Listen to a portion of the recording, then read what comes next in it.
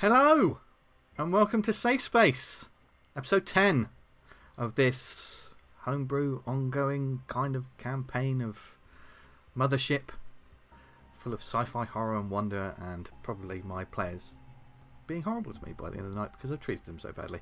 But no, this is a live tabletop role-playing show where we will be playing the Mothership game system from the awesome Tuesday Night Games. Go check it out at mothershiprpg.com.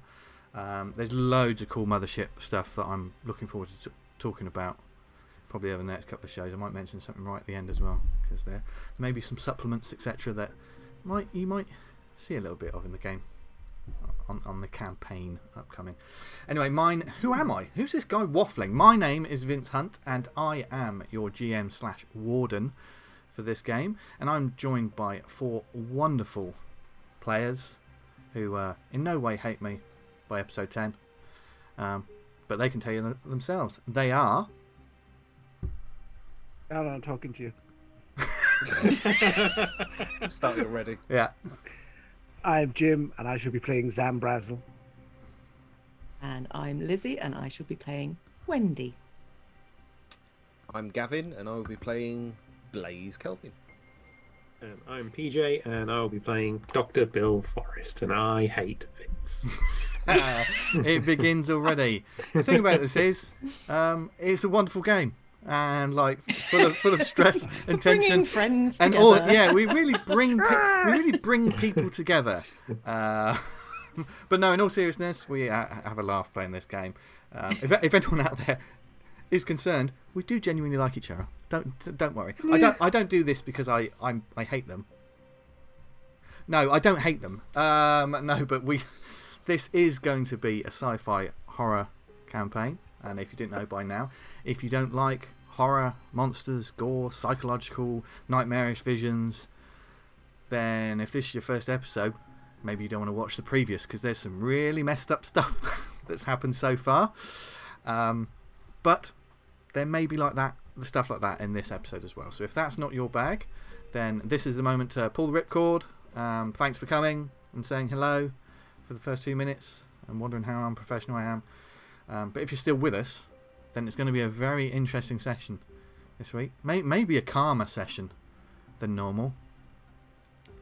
That with a K or a C? Okay. Maybe. You never know. You do never know. But yes, I suppose rather than wasting more time on it, we might as well get into episode 10 of Safe Space.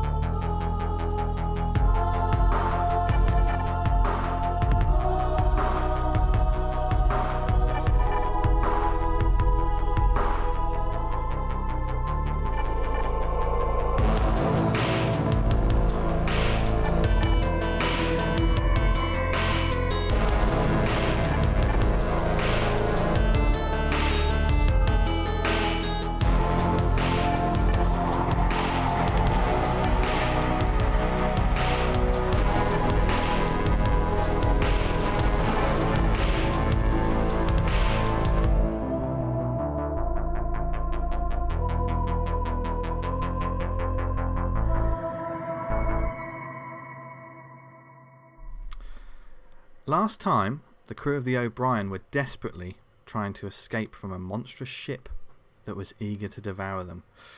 They were almost free, but ZAM BRAZEL was not yet back in the ship before the docking bridge fell apart and he was in danger of being lost to space.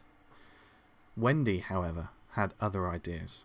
And after Blaze and Quill Albach, I don't know why I've made that name like that because I've created a rod from my own back, one of the Cryo Bay survivors jumped in to help out, and she heroically slid across one of the docking bay panels to reach out and grab for ZAM. And grab him she did. An agonising reach that damaged her further, but even as ZAM told her to let him go, her military training kicked in, and no one was getting left behind. ZAM was pulled back in. Blaze's suit was patched up and he was stabilised by the doctor, And once everyone was safely in the airlock, Captain Austin redirected all power to the thrusters and put the pedal to the metal. The resulting manoeuvre and burst of speed got the O'Brien away from the Icarus, but in the process, Quill got knocked unconscious. Still, everyone was safe, although tensions were still pretty high. Blaze had a hole in his leg. Wendy began drinking heavily, her psyche even more damaged than her body. ZAM wanted to turn around and try and attack the Icarus, and Dr. Forrest also wanted to get a warning out about the vessel. Captain Austin, however, just wanted to get as far away from that ship as possible, and with no hyperdrive coil and 3 extra mouths to feed, it looked like the next leg of their journey was going to be a difficult one, unless they all worked together. The crew settled down to get some rest, but rest did not come easy for one of them. Wendy's experiences aboard the Icarus had left her beaten, bruised, and psychologically broken. And when she returned to her safe haven, this shrine she had crafted to a strange deity of her own making, she found no sanctuary or solace. Her fear and panic took over, and she emptied a clip into the shrine before passing out due to exhaustion and a good amount of alcohol. She was found and returned to her regular bunk, but her sleep was not a peaceful one, and in the depths of her unconscious mind, darkness, fear, and nightmarish visions began to consume her from within. And only time will tell what effect that will have on her when she awakes. And that's where we pick up this week. Well, actually first we open in the barracks and storage area of the O'Brien.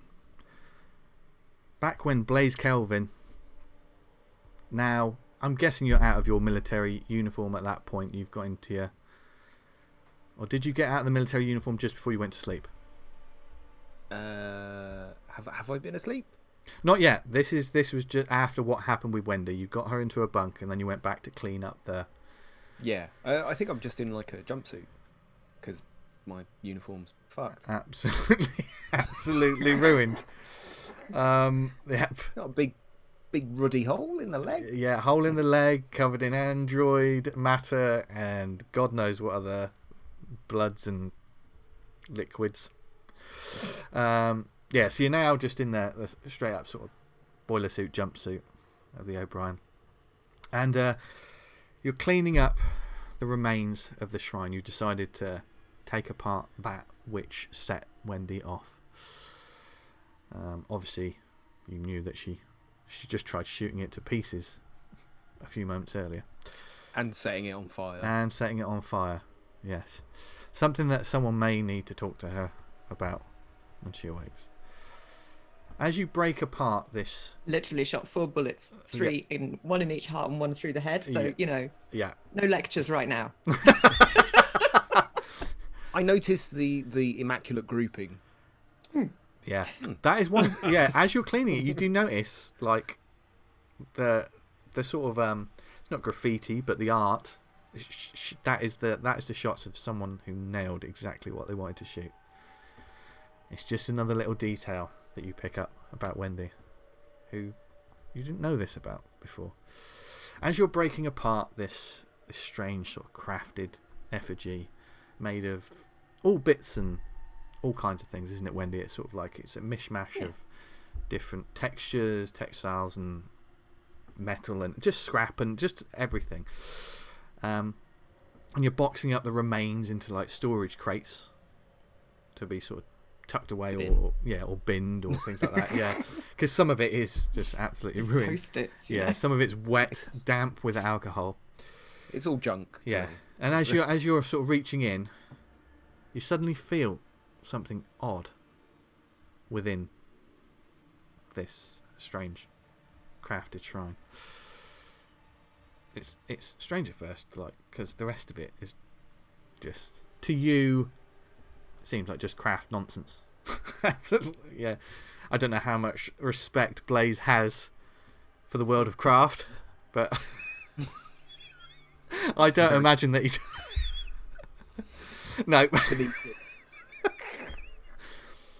But then as you put your hand in, you feel it's an odd texture, but one that immediately is sort of familiar to you. It's metal. But not just any metal. Gun metal. It's smooth and cold. And then as your sort of fingers move across it, you feel small embossed lettering upon it.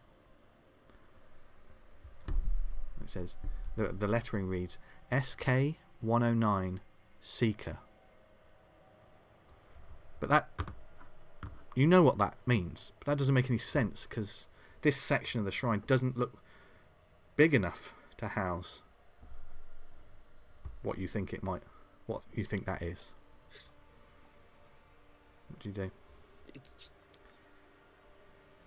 There's a goddamn sniper rifle. And I try and pull it out. And it does sort of like, yeah, you pull out, and it's not the entire rifle. It's like one sort of section of it.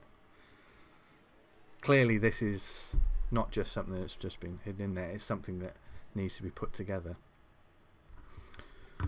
But sure enough, you wipe it off and you see the name there, and it is indeed a 109 Seeker, a very powerful smart rifle. Can I look for the other bits? See if they're hidden in the rest of the debris. And as you're digging through, you all of a sudden you find the stock. Then you find a bit more. Then you find the sights. It's strange because it's not grouped together. Wendy has sort of placed this in different spots, but quite specifically placed it. It's not just put there and then hidden. There's definitely a method to it. You can find like a folded up sort of bipod that you imagine would steady it, and takes about 5-10 minutes, and so then you find yourself with a complete set of pieces for a long range sniper rifle at your feet. But that is not all. As you continue to clean, you also find 3 magazines of long range ammo, each containing 12 shots. Now, for those at home, 34 bullets. for those people at home who think, what does all this mean? Obviously, there are weapons in Mothership. Of course, there are weapons. If only the crew had them instead of using a handwheel all the time. And they can all do different amounts of damage. And they have different distances of which they're decent. For instance, short range, you imagine a shotgun is going to do a lot of damage. Long range, something like this is going to do a lot of damage. It has 12 shots per magazine. Its range is from far away, but it will do damage at nearby range. And if you shoot something nearby, it'll do 2d10 damage. But if you shoot something at long range, it will immediately take away a wound. Now, if you're talking about the normal common folk of space, that's killing them. This is a person killer. Like 1 shot, 1 kill. That's what this is. And also, if you get a critical on it, it does gunshot damage as well on the wound table. It will immediately do bad damage. And it does have one of these magazines, I will say. Not all of them. Yes, would it be all of them? Let the dice decide. Fucking hell, it's all of them. All of them have armour-piercing rounds. Could that go through a ship? Perhaps one that is pursuing us.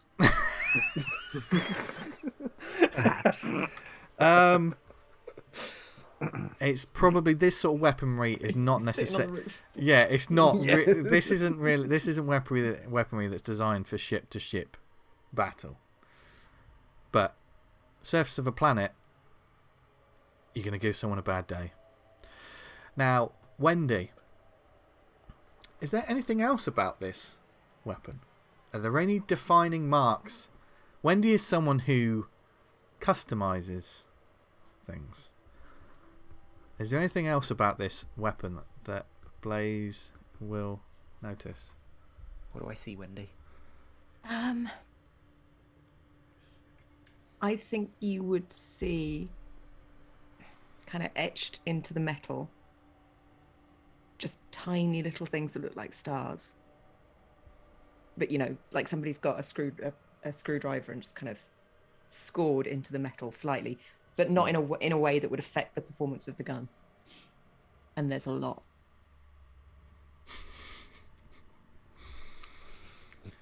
What a beautiful rifle. A lot.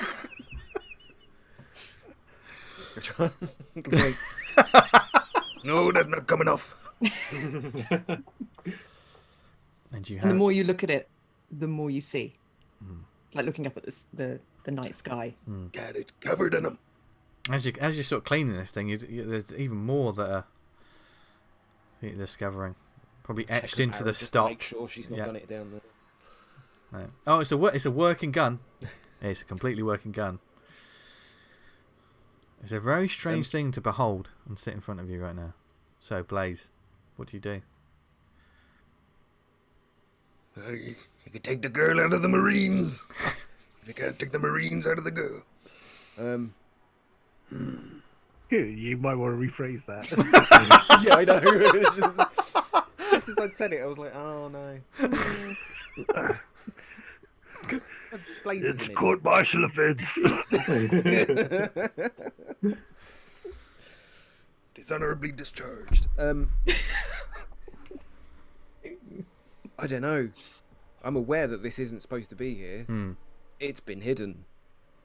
Whereabouts am I? Like, I'm in the barracks and storage. You're in the barracks and storage right now. Is there like lots Wendy's of shelves and stuff? Yeah, there are, like, you know, there's shelves of bits and bobs. This isn't like tools and maintenance equipment. This is a lot of storage crates and, you know, and they're not like plastic see-through Tupperware tubs.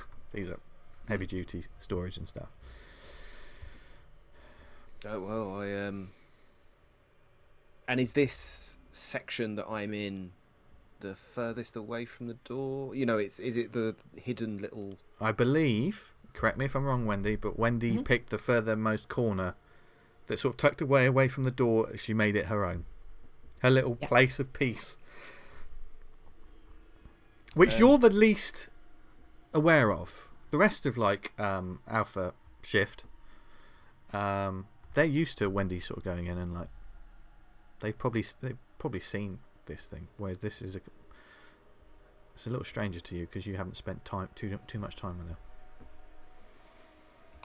I take down one of the storage crates, hopefully one that's half empty, and put the pieces in there. Okay. Close it back up, hide it back up on a shelf. Do you put it anywhere specific?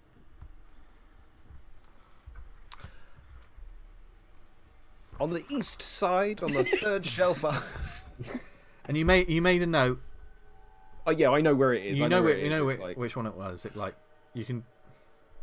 I take out a pen, assuming I've got a pen, and just mark a little on the box so I know which one it is. Okay. What symbol do you mark? Just like a. Oh, you had to ask. Right, it's a little willy. I've drawn it. Because no one's going to notice that. It looks more like a mouse. Oh, maybe he is good at craft. Okay, so you put it away and you finish cleaning up. Yeah, and then just carry on cleaning. And eventually, like, it's all done, and the ship is now quiet, and you can head back to your bunk, which I believe, as we mentioned on the last session, Blaze hasn't had a chance to yet really properly. Well, he's been out for a couple of weeks, hasn't he? I think. So does he choose to sleep in one of the bunk sections? Yes. Okay, so he heads back to. Which one's free? Whichever one you want. Wendy's in one. There's one that Wendy uses, but she is sound asleep. So Yeah. that can be. I'll be in the one opposite. Okay, you'll be in the one opposite. Okay.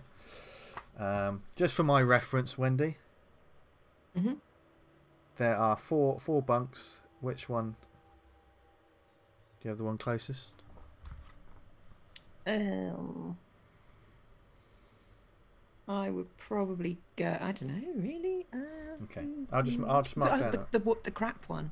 No, actually, not the crap one because that's for Zam. No. The second worst one. Okay, I mean they're all fairly. I mean they're basic, but they're comfortable enough. Do you know what I mean? That these sort of crew bunks that the crew make their own. It's space enough for 2 beds.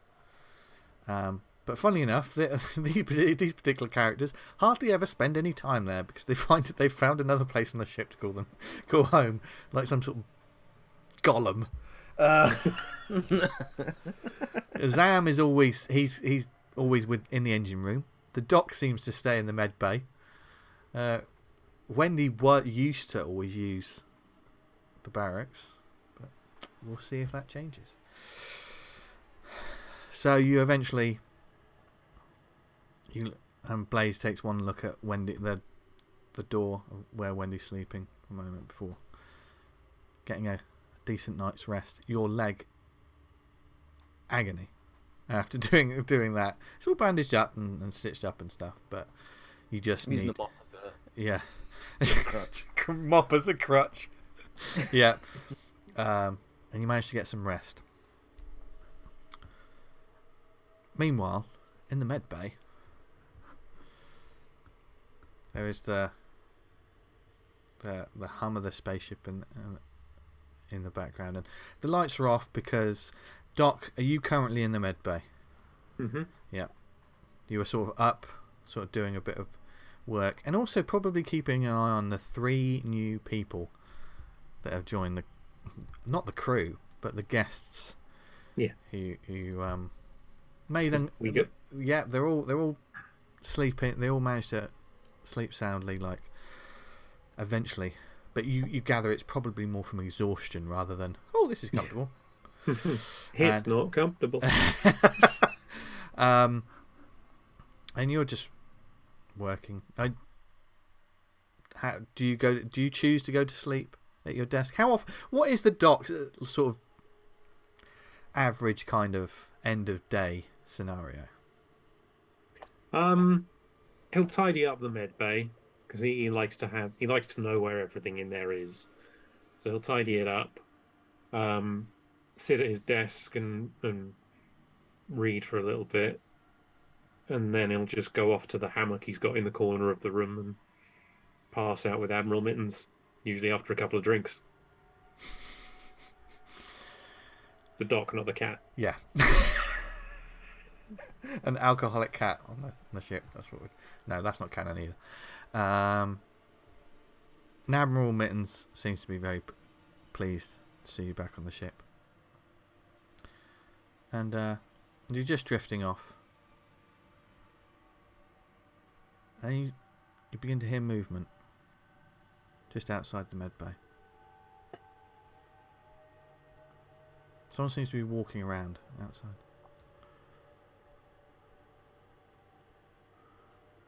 I'll keep listening for a few more moments. It's it goes quiet for the longest time, and then you hear just you're about to nod off. Your eyes are starting to close. The chuckle of a small child. Fuck, the ship's haunted. I go and investigate. You go just outside. I need to look at the ship map in front of me now.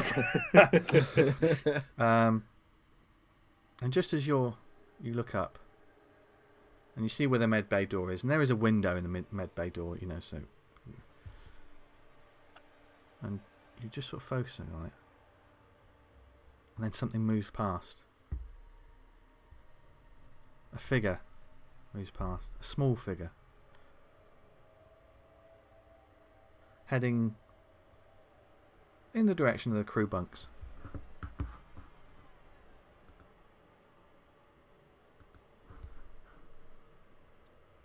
I will. The rest of the people in this med bay, they're kind of out of it. I'd imagine you probably gave them something a little harmless to help them sleep. After that. Not from my personal stash. No. Oh God, there's a character detail. The whiskey, Vince. Oh yeah. The whiskey. I will grab a stun gun, a trank gun, sorry, and then leave the med bay and follow where I think this figure was headed. The door of the med bay opens and you lean your head out. Doesn't seem to be anything there, but then you can hear the sounds of feet on the ladder that's heading down to the cargo bay. Almost like someone's climbing down. Yep, I follow. Okay. And you trot over, and when you look down, the ladder's completely empty. But you head down, and when you get down to the cargo bay, that level of the ship, you look around. You can see the door to the tools and maintenance equipment and leading out to the cargo bay. And you can't see anything, and then all of a sudden you hear like the sounds of soft feet approaching you at a pace. These are definitely feet without shoes. It's the soft padding of bare feet on metal, and it's coming from behind or in front. It's coming from behind you currently, and it picks up pace. It's not heavy footsteps either. I turn around and point the gun. You turn around and point the gun just as you feel something pass you. You don't see anything. And it is that sort of... Was it a nudge? No, it can't have been. Nothing past you. And there's a soft giggle in the air. Like a child playing a game.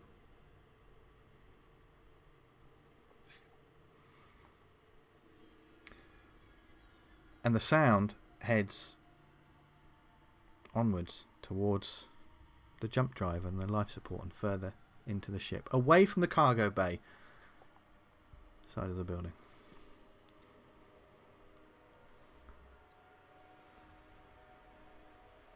I think the doc is starting to figure this out. He doesn't want to follow. Make a fear save. If you've started to figure it out. 44 critical fail. Could you roll me a panic check? This is where the doc dies. That's a 17, also a fail.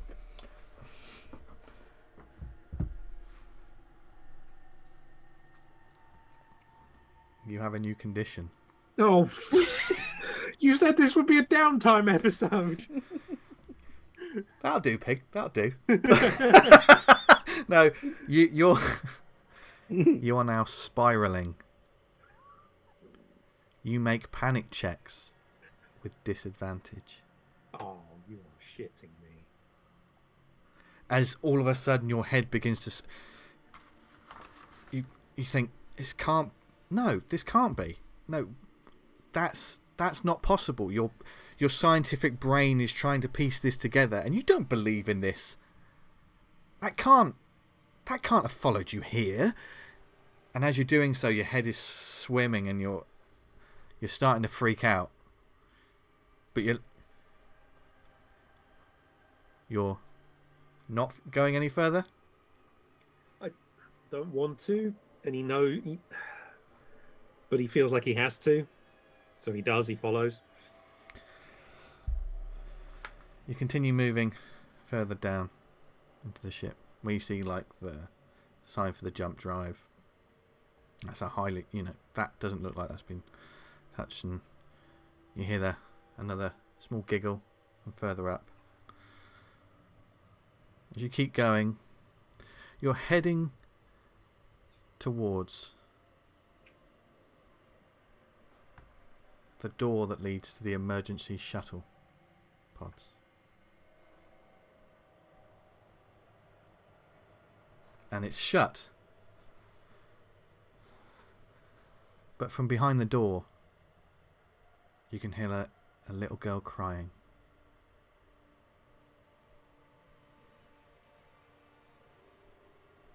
I drop the gun on the floor and I open the door, or I try to. You open the door. You drop the gun, open the door, and stood in front of you is a figure. It is not a young girl. It is a fully grown adult woman. A face you recognise. Rage across her eyes and her face, and she is absolutely... She looks at you with daggers in her eyes. And she's tears streaming down her face. She says, "I'll make you pay for this!" Make a body save, please.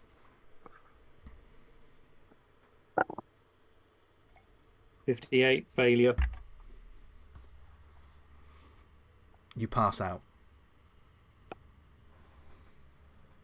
Just absolutely spark out on the floor. And everything goes black.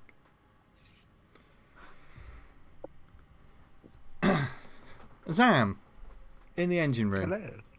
Yes.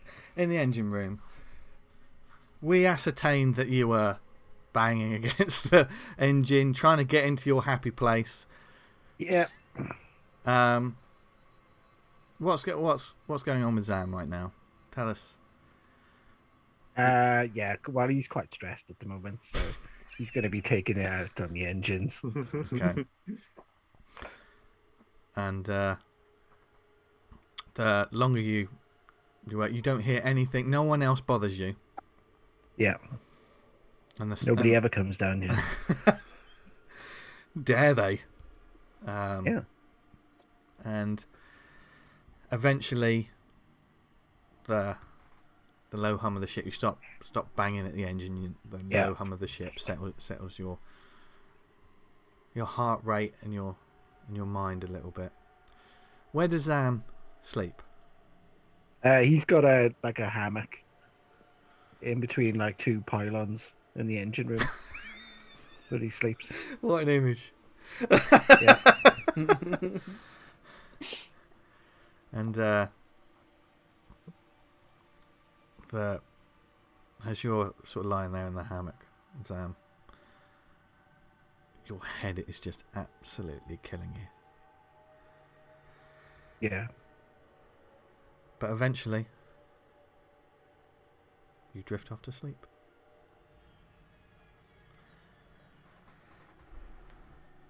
And everyone gets a good night's rest. What does that mean? Mechanically, you've just slept. I hate to ask this question, but is that it? That's it. I'm just asleep in my hammock. You fell asleep in your hammock. Yeah, okay. Why can't I just fall asleep in my hammock? Getting 2 more stress points. Look. All could be just sitting there hitting the engine with spanners at the end of this point. Just, I can't do anything else now. Stay away from my engines. Now, I would imagine the next... You're in space, so what is day and night? Do you know what I mean? But probably Wendy may be the first to awaken. Wendy, what happens? Wendy wakes up in a dark room. There's no lights on. There you go. Oddly reminiscent of the nightmare you just had, because the room's completely pitch black. However, I appear to be in a bed or on a bed rather than being subsumed by hideous goo and tentacles. So I'm thinking this is probably okay. Wendy is going to get up and go looking in just kind of probably the crew area, either in the lounge. She's looking for a specific item. First off, this won't incur stress, but just make me a body save, just quickly, Wendy. Body save. Will my athletic training help me? Not in this case. Okay, nope. You got a hell of a Mega hangover. fail. You got a hell of a Not a hangover. critical. You got the hangover. You got a bad hangover. You haven't drunk like that in quite some time. You're not going to suffer disadvantage. That was purely just to see how you felt. Yeah. That's fair enough. In which case, Wendy goes looking for two things.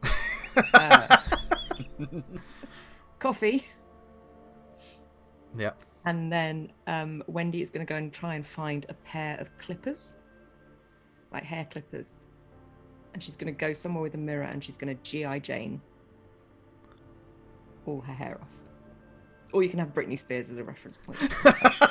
You know, if you're not familiar with G.I. Jane, as many sadly are not, you know, it's a marvellous Modern piece of work, masterpiece. you know, absolutely. Demi was never better. Okay, well, Wendy is basically now caffeinated and shaving all her hair so you off. head down to the galley and you make yourself. There's always like a pot of coffee on the go. You also get the sense that this coffee is a little fresher than normal. You just think normally it's got that sort of lukewarm. It's just on that sort of the heating ring, but this one looks like it hasn't been made too long ago, and it hits the spot. Where do you go to? Do you go to the shower rooms, etc.? Yeah, the showers, restrooms. Restrooms. Something with a mirror. Okay. And Wendy, you look at yourself. Of course, I don't know whether you all took actual showers or cleaned yourselves up before your rest. Everyone was kind of exhausted. I know you had the decontamination showers, but they're not exactly sort of. Yes, that's what normal showers are like. In space. In space. So you know, if you haven't, we can retcon it and say that you did clean yourself up. Oh no, I obviously was put to bed. Yeah. So you know, it is dried on dirt. When you look at yourself in the mirror, it's probably a stark image at first when you see it. It's just all the the dirt and the blood and everything. There's probably track marks from your tears, and you look pretty. It is the end of the descent. That is kind of how she looks right now. And then when now with short hair, no hair. Yeah, and then she begins. And then kind of clean myself up, kind of. Yeah. See? Someone's in the shower. That might have been West Side Story that she was singing as well. How lovely. So Wendy begins just cleaning herself up and trying to get her head right. Now, Blaze or Zam, each roll me a d10, just for the hell of it. I want to see who wakes up first. I haven't even got my dice out. What is going on? I've rolled an 8. An 8. Okay, so unless Okay. Still looking for a d10. Oh my god! There we go. Take your time. Okay, looking for another one. he was lured into a false sense of security when I said it's going to be a calm one this week. I know. Completely forgot. 3. 3. Okay, Zam, you wake up first. Yo. Yeah. And part of you notices that you probably hear with the systems and stuff like in the engine. You know that someone is already sort of using, the showers and stuff. Because there's that sort of hum. I can hear that. Yeah. Yeah. Someone's already sort of using it. Yeah, somebody's using up all the hot water again. Yeah, he's gonna roll out of his hammock. The wrong side. Yeah, always the wrong side. Smack his head against a pipe. You're nestled between two pipes. Yeah, he'll do that for a bit, and then. Yeah, because he's going to be in his clothes, his like dirty, greasy gear. Yeah. So he's gonna I don't know, grab. It probably smells foul, by the way. Yeah. Oh yeah. Because it's not like engine grease that you know what you were covered with. Yeah. So he's gonna grab a towel and he's gonna go and make his way to the showers. So he's gonna step out of the engine room. He's gonna step over the body of the dock. Maybe. Well. Which way? Where is? He's further down the ship. You wouldn't see him. He's further down. He's further down. So he's not gonna see him then. He's by the emergency. Yeah. He's out cold. Yeah. He's gonna come out of the engine room. That would be a dream sequence. And he's gonna make his way to the ladder then, so you can climb up to get a shower. He's gonna go have a shower. He's got his old ragged, dirty towel. Yeah. And he's gonna shower and wash his clothes. Oh, glad. Why did you pause then? What a dramatic put! He's gonna wash his clothes. But when you doing that by actually having a shower in his clothes. He's not in his clothes. Yeah, he's gonna take his clothes off. But when you open, because it's like with the showers and restrooms, even though there is a certain amount of privacy there, but not too much. When you open the door, you face to face with a clean and very different looking. He's quite bleary eyed. He's still a bit tired. So hey, Blaze, and then he's just gonna get into the shower. So you got a ringside seat. That's a poor choice. As Zam just gets into the shower, he doesn't even notice you, Wendy, and he begins cleaning up. Starts singing some Italian opera as he's. If we think about 2 episodes ago,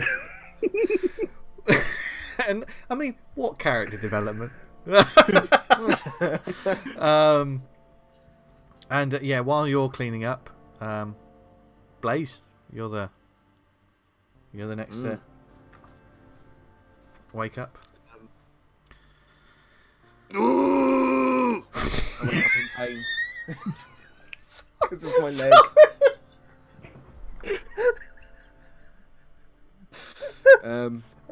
I go to. I hobble. Keep it going, Gav. Keep it. We've lost him. We've lost him. I go to see if I can find the doc in the medical bay. Okay.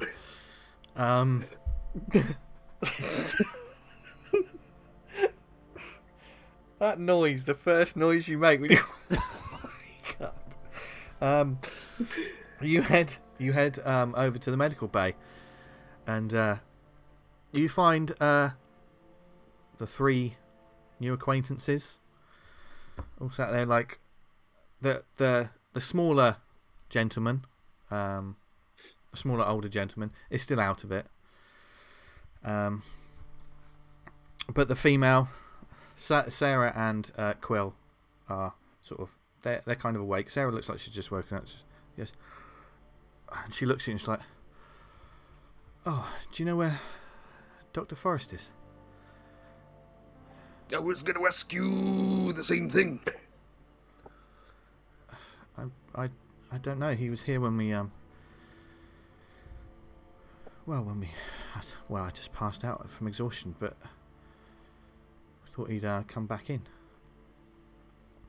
Oh, how long ago was it you saw him? Well, it was before I don't know what's going on with my voice. Yeah. Well, it was before we fell asleep, so I don't know how many hours that is. Was this tall fella? How tall is Blaze, by the way? Oh, what was it, like 6'5"? 6'5", yeah. Something silly big. And Quill is a similar sort of height. He's sort of going. Yeah, we weren't going to go looking for him because we don't know what this ship is or where we're going. So hang tight, Darcy.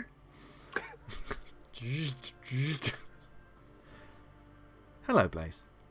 How can Good morning, Darcy. Where's Duck? And there's a moment of like the spinning wheel. He seems to be near the emergency shuttle bay. What's he doing there? He seems to be asleep. What? Yes, he is unconscious. I do not believe he is dead. That's good to know, Darcy. Okay, you guys, wait here. I'm gonna go get the duck. What he's up to, he'd be probably swimming at the bottom of a bottle. Walks out and they're all like... and certainly you find the doc flat on his back. There is a stun pistol. Wake up. There is a stun pistol on the floor next to him. But you look and the doors are all shut. Everything's shut. Everything's fine. He's just on his back and. I think I fully believe that he's just been on a binge drink, so that's why I'm treating him like. And he does. He smells a little bit like booze. He does smell a bit like booze. Does he wake up? I've been hitting him this entire time. After a couple of slaps, the doc wakes up. Yes. Stop. You can stop now. Please stop, for the love of God. Your tail went off last night, huh? Not exactly. Well, Okay. The survivors, they're awake. And my leg, it's howling at me, Doc. I got any pain pills? Come with me. There we go. I pick up the tranquilizer. Yeah. If Doc doesn't. Yeah, I don't. I'll pick it up. He's into some weird shit. Yeah. Yeah, one last look at that emergency shuttle bay door before you head off, Doc, and head back to the med bay. Do you actually want some pain pills, Blaze? Yes, please. When we get to the med bay, the first thing that happens is Doc walks over to the cabinet where he keeps his whiskey. Takes a swig. He goes, right, painkillers, was it? Yep, that's right, Doc, if you don't mind. Doctor, are you okay? It's, Yes, I'm fine. Here you go, Blaze, and I just give him one of the packs of 5. Instructions are in there, read them, don't take them all at once, blah, blah, blah, blah, blah. Okay, cheers, Doc. I'll go get coffee in the galley. But I was going to say, Zam's going to be like coming out, the slap of his wet feet as he, with his towel around him, as he's making his way to the galley to get some breakfast. yes, you catch up with Like a seal in San Francisco. Yeah. leaving. Smithy line. Yeah, so I'm guessing Wendy's. Are you in the galley? Have you headed back to the galley, or what's Wendy doing when she's? Wendy has gone. Where would be a good place to go? She's probably back in her bunk room, but with the door open, and she's doing kind of pull-ups from the door frame Yeah. to try and get some strength back into her shoulder. As Zam wearily walks past, he's kind of like rubbing the stuff out of his eyes and goes, "Yeah, good work, Blaze." And then you see Blaze walking behind Zam.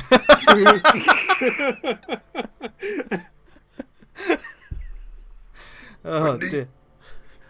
And whoa, where did you come from? I thought you were in there doing reps or something. You went to see the doc about my leg. Come on, coffee's getting cold. You should probably take it easy with all those like pull-ups and stuff. There's. What? Shut up. Give me some coffee. In the med bay, the doc is obviously, getting questioned from them. All three of these strangers are now.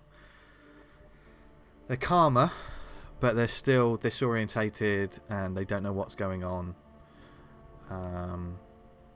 They're more lucid, but definitely you can tell, Doc, that it's different levels of it, but they're definitely scared. It's because they went to sleep and woke up, and this is still reality. And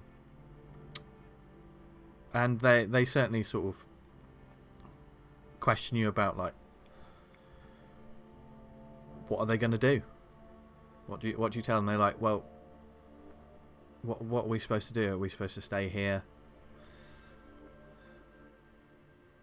until we can contact another ship to come and get you? Yes.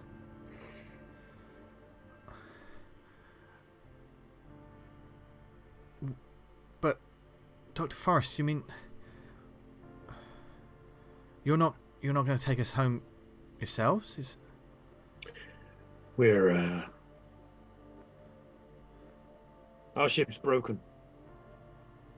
The engines won't go faster than sublight speeds, and we'd all be long dead by the time this ship got back to Earth. The bedside manner of this man. Sarah goes pale. I suggest we all go and have some breakfast. Yes, I must say I need to eat something, otherwise I'm going to throw up. And I haven't got anything to throw up, so it'll hurt. What do you serve on this vessel? All the finest cuisine from around the world. What does the chef do? Oh, he's an expert. He does, if you want French, Italian, Thai, any breakfast you can imagine, that chef will do for you. Wonderful, wonderful. Well, lead the way then, Doctor. Did you hear that? Marvellous. At least there's some ray of light. Head out of Med Bay, go left, all the way down to the end of the corridor. You're not sure? I will be along in a minute or two. What, we're supposed to just wander around on a ship we don't know where... Really, Darcy? Yes, Doctor. Can you show these fine people the way to the galley, please? And the monitor sort of... and that green digital face, the smiley face that looks at them. Please, follow me.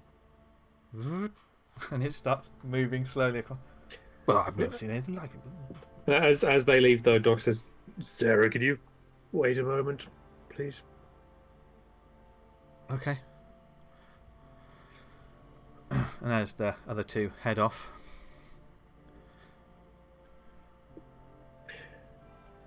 Sarah, when you first saw me on the Icarus, you said you thought I was dead. Yeah?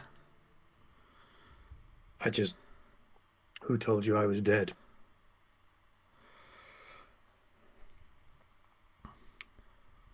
Well, your wife.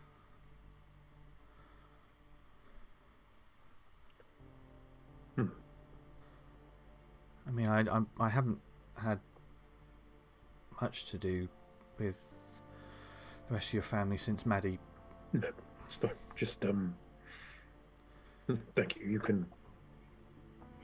Gary's just down the hall. Doctor. Thank you. It's fine. I don't know what's going to happen. And my husband. Yes, I'm sorry about that. We're going to make out of this, right? I hope so. Okay. Have you got any more of those? I haven't got my. I had some medication on the other ship, and you haven't got any some of those. I've got a banging migraine. Of course. Thank you. Should I take these with food? Give it an hour in between. Okay.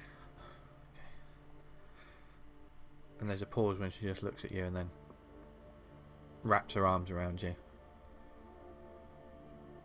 The doc doesn't quite know how to react, and after a few moments, just sort of gingerly, one hand reciprocates, but nervously, and then. And there's definitely a soft sobbing a little bit before she's. Okay, well, I'll have to see you in the galley, wasn't it? Yes, just be a few minutes. Okay. And then, as she leaves, he just goes and slumps in the chair at his desk. And we cut back to the galley. ZAM BRAZEL. ZAM BRAZEL in his towel. Still quite a picture. Talking to Blaze and saying if the captain sends us on any more crazy missions like this, we should strike. This is the daily ZAM breakfast chat. By the way, ZAM, you're peeking out. Yeah, I'm not looking at anything. I'm just gonna drink my coffee and eat some of this, whatever the hell this is. And he's gonna sit down at the table, legs apart. Oh my god, I can see it all now. Hello, good morning, everyone. Hey, whoa, why did you grab some breakfast? The coffee's lukewarm. Oh. What? Yeah, this isn't a. Look, I think there's some sausages over there if you want those. There's a little one here. And I point to ZAM's crotch. Well, he doesn't notice. He's oblivious to the fact that his junk's on display. It's a proper tabletop role-playing game now. This sort of nonsense. Tone whiplash here. Roy doesn't seem to know, like, he doesn't understand where he is, but Quill seems a bit more. He takes the older gent sort of like, oh, thank you very much, and he sort of helps himself to the coffee, and he helps Roy sort of set up, and they're still in the sort of like white, you know, the Icarus branded sort of not pajamas, but that kind of get up. Wendy, are you still crossfitting? No, so Wendy comes into the lounge, the galley area, and she just sort of stands kind of almost to attention in a corner looking at everybody else, but not saying anything, but just as if she's kind of watching and keeping guard almost, like very upright. I think ZAM's going to be just like shoveling food into his mouth, and he's going to see Wendy, and he's just going to like swallow it, and it's going to go down the wrong pipe bit. What the hell have you done to your hair? Show some respect. Put it away. What away? I'm trying to put it away, but you know. Blaze, you now see that Wendy has the military cut and posture. I like the new look. Some might call it an old look. Revisited. And Quill, welcome back. Quill turns to you and says, "Do you want some coffee?" Thank you. Yes. And he goes about like making a coffee for you, and there's a moment of what is going on before Sarah Madigan turns up. She's sort of very sheepishly sort of morning everyone. Morning. Oh. No, I'll just have toast. I no sausage for me. That sausage is pretty good. Makes a change in this place. God damn it, Sam. Oh, is that coffee? Yeah, great, thanks. There's definitely a certain atmosphere around. But they, as soon as the food sort of comes out, they're eating. It's like they haven't had anything since they woke up from cryo sleep, and you know from experience that their body's just completely empty. You just need fuel, and they just, when they start eating. Like Sarah's a little bit nervous, sort of, she's very sheepish, but then all of a sudden she just starts wolfing down food, and they're all sort of like, "Oh, wonderful scrambled eggs," and then like bits coming out of his mouth. What have I done? Before Doc, are you staying in the med bay? No, he does turn up a few minutes later. Okay. Just makes a coffee and gets a small plate of food, and then. Yeah. Zam, your little fella's on display. Yeah, what? Oh, God. Whoa, yay. Just closes his legs. Somebody could have said something. That, like, Sarah sort of chuckles a little bit. And you have to pull a couple of the chairs. Normally there aren't that many chairs for this many people around this table, so you've got to pull a couple from the sort of lounge sort of area. But everyone's sitting down and having something to eat. What was that? I'll stand. You're standing? Are you having anything to eat? Coffee. Eating coffee. Bad coffee. Yeah, and Wendy's just stood there almost watching over you all before Captain Austin appears and steps down into the galley, and immediately she looks like she hasn't slept, and she's like, she goes to grab some coffee, but it's sort of empty because everyone's had a cup. She's like, oh, god damn it. And she starts, how y'all doing?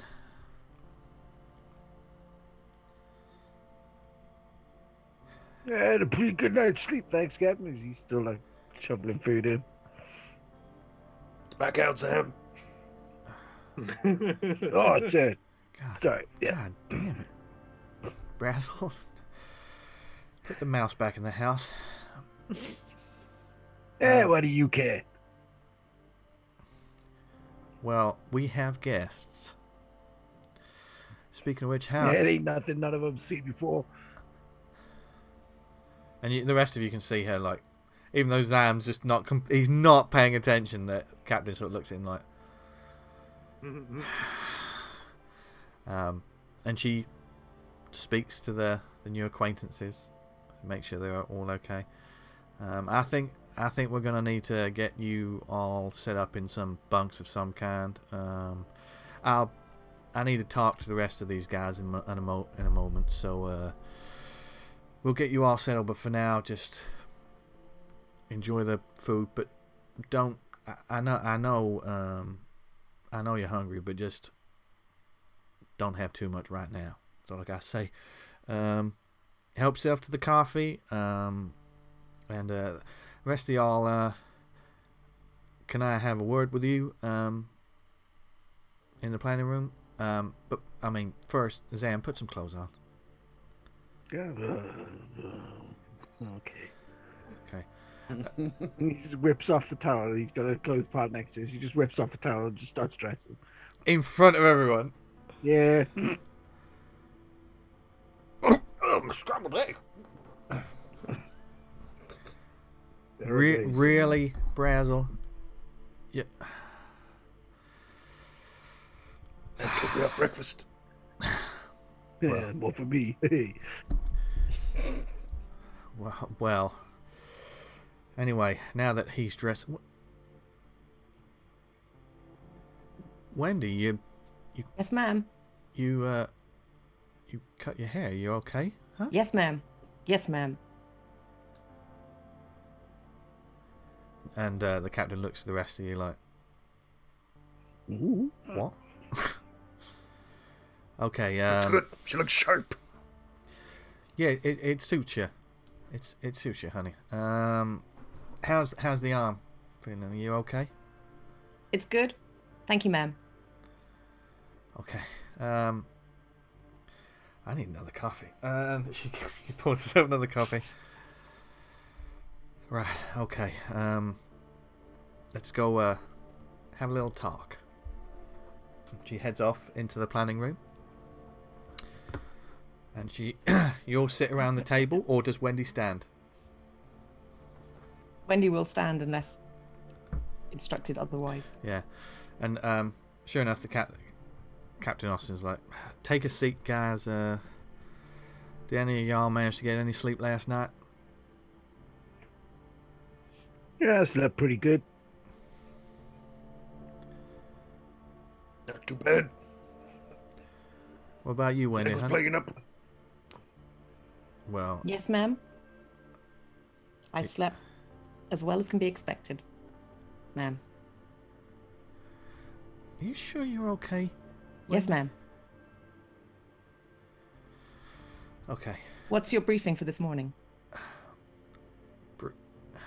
Okay. Well, I suppose we better get right to it.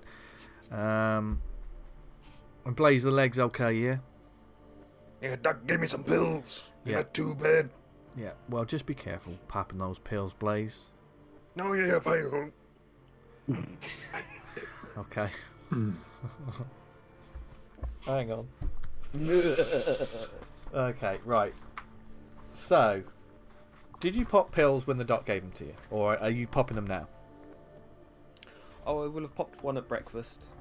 And this is my 7th. No. This Pack will of be my 5. second. You popped one at breakfast? Correct. Okay. And you're popping one now? Correct. Which wasn't that long. However, when you pop them, you immediately restore 1d10 health. So roll a d10. 5, but that just only need to repair 1. So. Yeah. And lowers your stress by 1. Oh, well. We're on 13, baby. Okay. So you pop another one? Yeah. 13. You're gonna pop another one. Yeah. Same thing again. Roll a d10. But I don't. There's no health to. Oh right. Okay. Well, I'm fully healed. reduce your stress. Off Reduce your stress by 1. Yep. And then make me a body Sorry, save. yeah. Oh, okay. Oh shit. Oh god.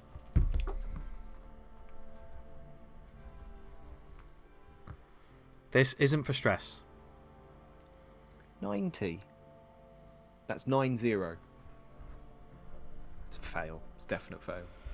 Good to know. Okay. Don't like it when he does that. You immediately just the sting in your leg sort of dies away, and you're just feeling better. And these pain pills, they don't have a swimmy effect like the stim packs. Immediately, it's just like an adrenaline shot. This is more sort of, just getting rid of the pain. As the captain goes on, so I know they said they were doing okay, all things considered, but how are our new guests doing? Utterly traumatized. Well, that's understandable. Yeah, we're gonna have to set them up. As I told them, we're gonna have to set them up with bugs and They can't. I know not everyone can sleep like you can, Zam, next to an engine. So some people need an actual bed.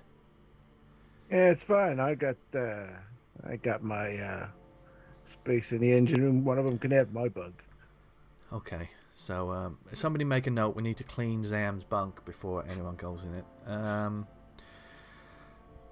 Also, they had quite an appetite. I know that because they just woke up from cryo. But we're gonna have to make sure that they don't eat. They got to be careful what they eat because we're gonna have to do some rationing at some point. So just keep an eye on them. You know, we don't want anyone. Captain, if I may.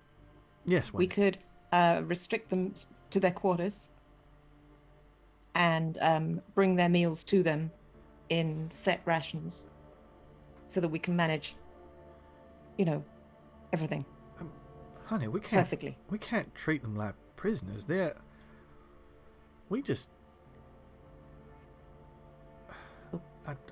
What, are you seriously telling me we just lock them up and then we know where they were and what they were doing?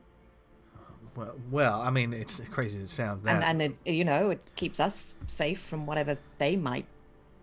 But how do you think these people are going to take that? These are the high polloi. These are. How would you react to being taken off a ship like that and then being told you're not allowed to go anywhere? And by the way, here's your grits. If that was what was required for the mission, then they're not soldiers, Wendy. Ain't that the truth? Even more of a reason to lock them up. They're a risk. Captain, yes, if I may, we got some empty cryopods. What about we put them into hypersleep? Now, wait, we don't need to feed them. There's a couple of issues. I know Zam said this before. There are a couple of issues we may have with that.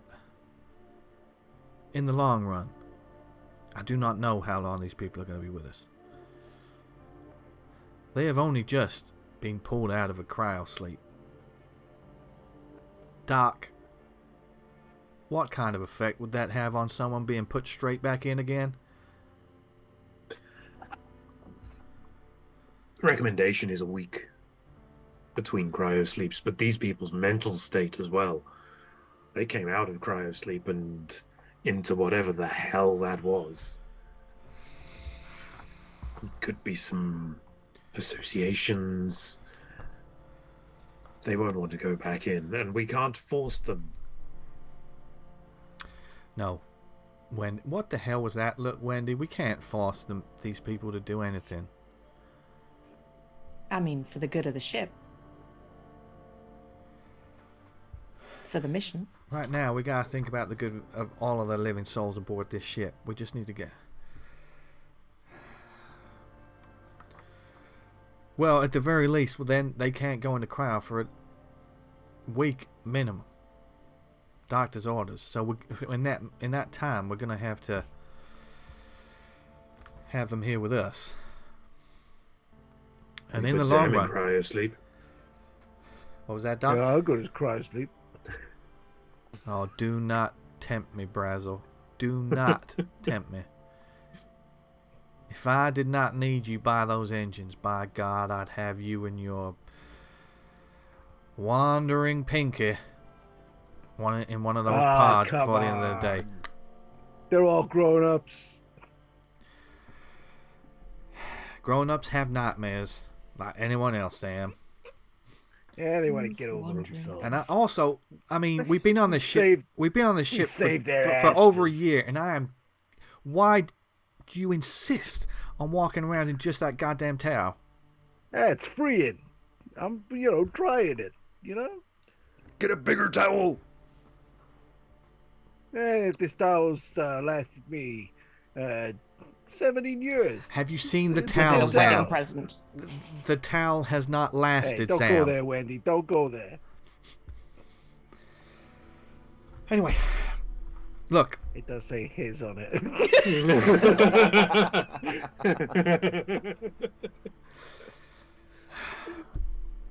I had to fight hard to get this towel. Look, in the long run, we may have a problem. We've got 10 cryopods on this ship.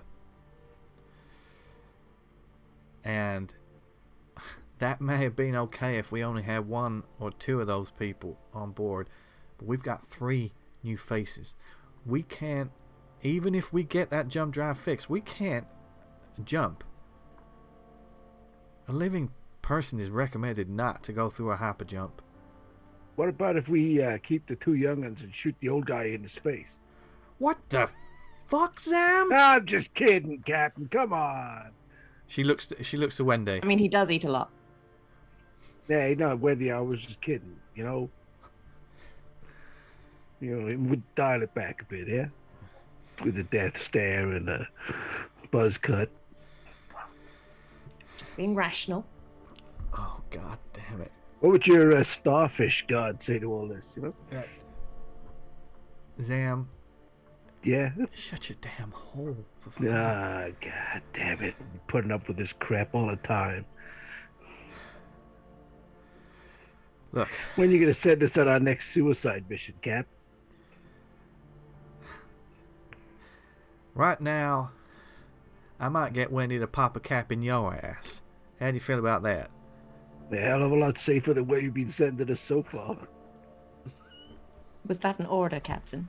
No, Wendy, I'm just, it's good to know you're there if I need you. Always, To Captain. do it. Yeah, get in line. Look, I've had absolutely no sleep, and it's not going to do us any good being in each other's throats right now.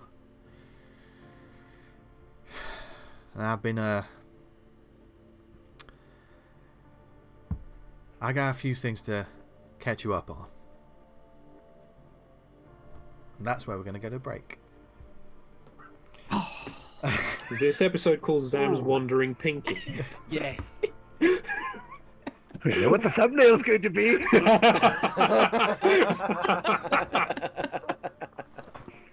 What do they do? Third album of What progressive rock band such and such in 1974.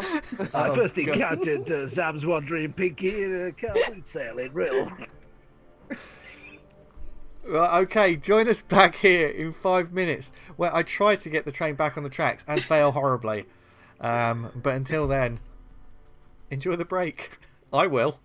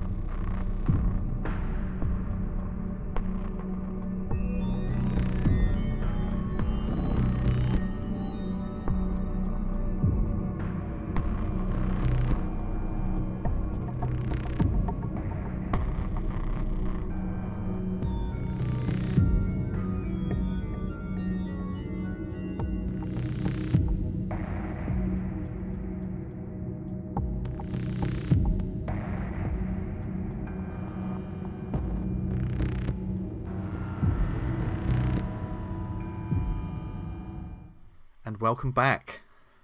So, this ragtag crew of junkers, ex-military, and Lord knows what. I don't know how to describe Zam. That's why he's a legend. Sat around with the captain, and she's sort of looking at them. She looks tired. She does look, she's looks like she needs a good night's sleep, but she looks to you all. Okay, gang, now here's the situation as it stands. Looks like that ship isn't following us any longer. It was for a time, and I pushed the engines harder for longer than I'd like, but at some point it slowed down and changed its course. It was like it just lost interest or something. Jesus, I can't believe I'm talking about this thing like it's an actual living being. Anyway, we've got its signature in our database, and I got Darcy scanning as far as he can. So if there's any peep of this thing anywhere near us, we're gonna know immediately. Okay? So you don't need to have sleepless nights for days. We've got our eyes open on this. I managed to get through to Rooster. I spent all night trying to do that, and updated him on everything that's been happening and what you told me. That relay, Dick, Icarus, the hyperdrive, just all of it. Suffice to say, he thought I lost my fucking mind at first. But I let him know in no uncertain terms that he had inadvertently dropped us into a shitstorm, and he better do whatever he can to help us out. Also, he owes me a few favors, so it seemed like the right time to collect. She takes a long swig of the coffee and empties it. Now, we discussed it, and as far as I can tell, we've been through it, and we got a couple of options. But with what y'all have been through, I wanted to talk it through with you first and see what you think we should do. Now, it's going to take a while, but he can get a Gibbous crew out here with a replacement drive coil and patch us up. Now, that's no small thing, especially with where we are right now on the ass end of space. It also means I'm probably going to have some unpleasant conversations with management when we get home, but I'll cross that bridge when it comes to it. Anyway, with getting everything in place, traveling, all else, it's going to take them at least a month and a half to get here. And well, we got two choices. First, we power down the engines and we sit where we are right now and wait for them to come to us. Now, we'll be saving fuel and power, and we can concentrate on rationing and conserving what we can until then, and try to stop our new guests eating us out of house and home at the same time. Yes, Wendy, don't look at me like that. I know what you'd like to do, and I've taken it on board. Our second choice is a little bit different. In this system, there's a planet called Cassius Prime, which is about a month's travel from where we are right now. It's one of those explore surveyor sites. You know the drill. We've been in those places before and junked their stuff before, but this is ongoing. This is a full workers colony that's been established there. It's got all that they need. We can head there, park up, get some rest, and wait for our guys to come and fix Susie up while we're on that planet. Now, I don't know which one of y'all want to do what, so... And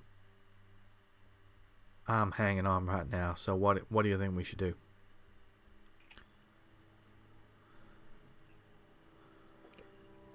I say Can we head we, for the planet. Can we call ahead and make sure everybody's alive and not being eaten by some kind of like techno-organic weird crap? That is a good idea.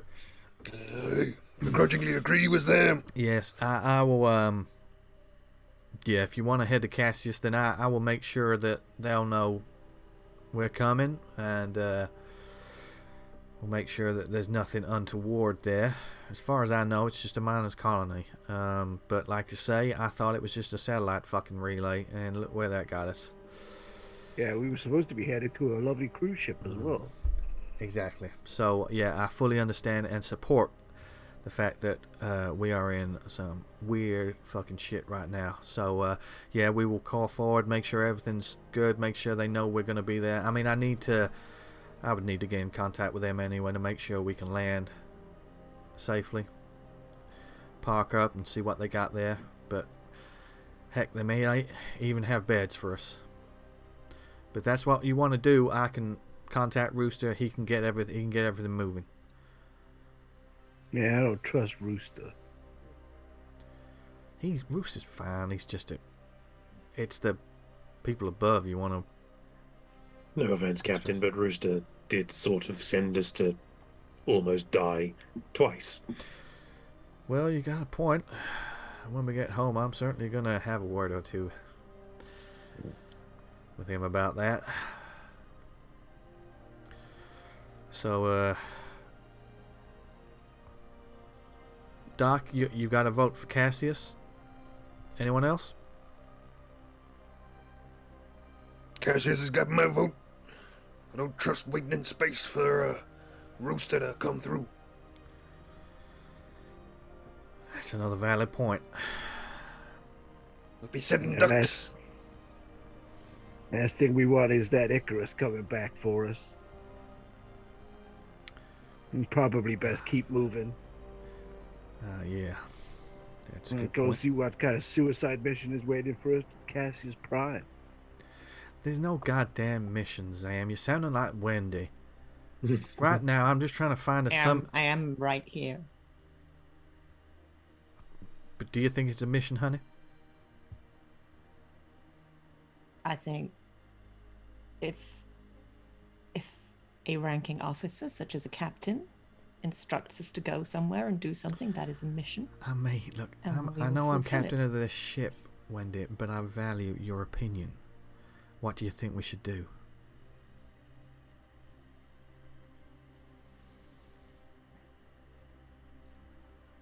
I'm not sure I understand the question, Captain.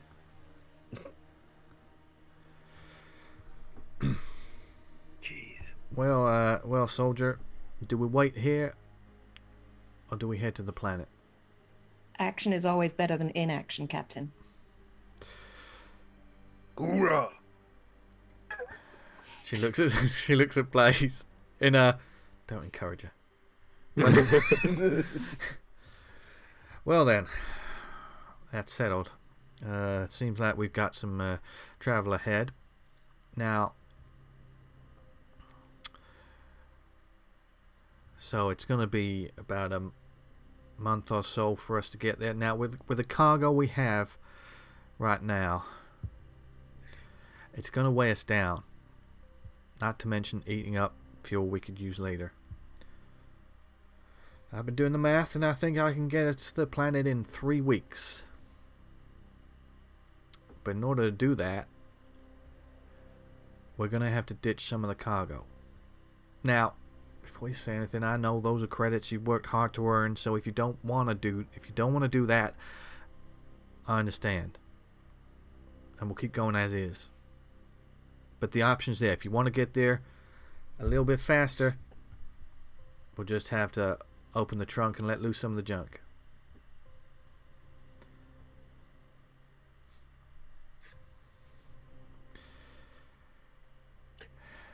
Captain, I really couldn't give a shit about the junk.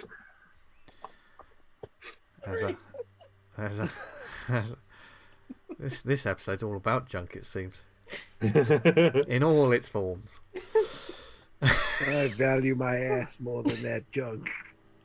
Now, I must say, Zam, that does surprise me. You always struck me as a company man. After what I've been through, company can go swivel. Swivel indeed. Blaze? Wendy? Yeah, let's jettison the junk. Okay. Get there quicker.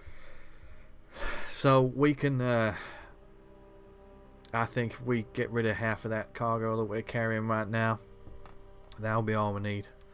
We don't have to lose all of it, so we won't be completely penniless when we get home. But I'm going to make sure that we get home. So with that in mind, I'll go make the arrangements, and the rest of y'all can get to work getting that cargo out into space, and then making things as comfortable as they can be for the trip to the planet. Okay? Yes, Captain. Anyway, let's just get on with it. I need to make this call, and I need some shut eye. So and with that, Captain makes another coffee and heads back up to the bridge. And you have made your choice to head to Cassius Prime. But in the meantime, there's going to be a few days. There's going to be weeks leading up to this. And that means downtime, people. And the possibility to maybe reduce some stress, level up, that Mothership possibly does. But it's not just a case of, I would like to do this. Yes, you get another level. Of course, the players need to talk through it and think of novel ways, and so it works narratively, etc. So over the next 3 weeks, you can get what do you want to do? What do you want to do with your guests first off? And at this point, with this downtime, we'll get into the mechanics of like doing some rolls and seeing if we can de-stress as well. If there's any moment, if there's any scenes, if you want to take a moment between a different character or have a conversation, go for it. This is your time. But this is over the period of travel from now on. Downtime, as they say. Downtime Abbey. Terrible joke. Don't laugh. Can I have a word with Wendy? Are you going to do that this happens pretty soon after? Yeah. Once we've all like sort of dispersed. Yeah. Wherever Wendy goes. Where are you, Wendy? Wendy is going to go down to the cargo hold, and start sorting.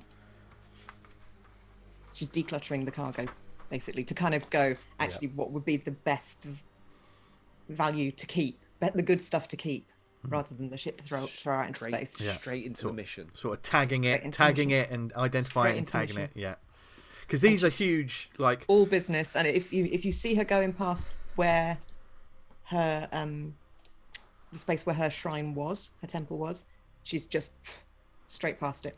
Maybe even walking a little bit faster past that room. And this cargo, these are huge. Like you imagine, like junkers, like when they turn the cars into cubes. It's like vast bits like that made of all kind of stuff, and so you can tag it. And these things have to be you have to use an auto loader in order to move them.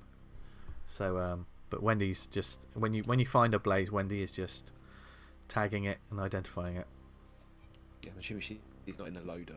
No, she's not in the loader, right?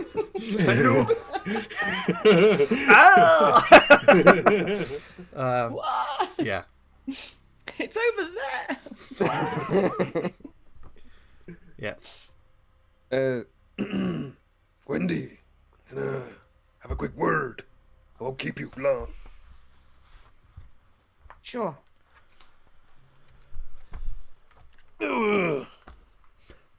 I'm not really sure what's going on with you at the moment, but I'm sorting the cargo. yes. But your mural effigy thing. I discovered something in it. It's, it was just nonsense thinking. There's nothing in it at all. It's not true. I mean, God is not an octopus, and an octopus is not God. I mean, Agreed. There's nothing in it at all. Oh, no. I meant literally. I'm trying to be coy. I found the smart rifle. I'll try and whisper that. I just imagine that echoing off everything in this room, and it's just going, smart rifle. Like Ian McKellen just boomed it out. The SK-109. But I've hidden it away. And I assumed you didn't want anyone knowing about it. So I've marked it. It's in one of the crates. It's marked with a little mouse.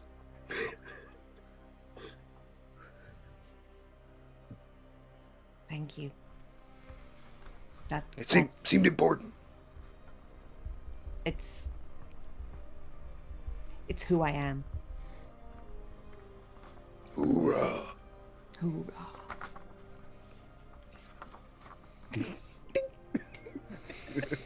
Toothpick fencing. Okay, so what are we looking at here? And then I help Wendy with the cataloguing. Okay.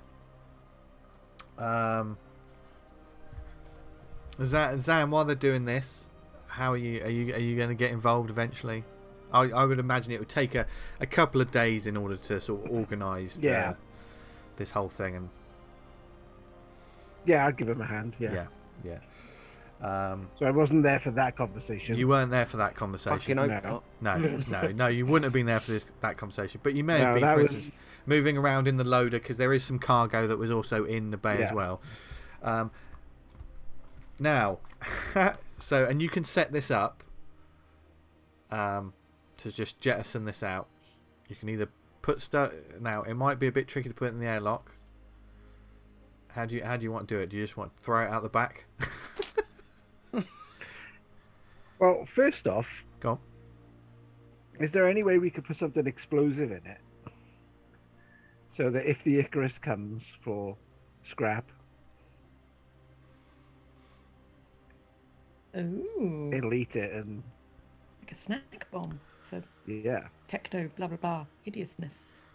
Do we have anything that's I don't know. big combustible? We don't want to put our power cells in there because we need those.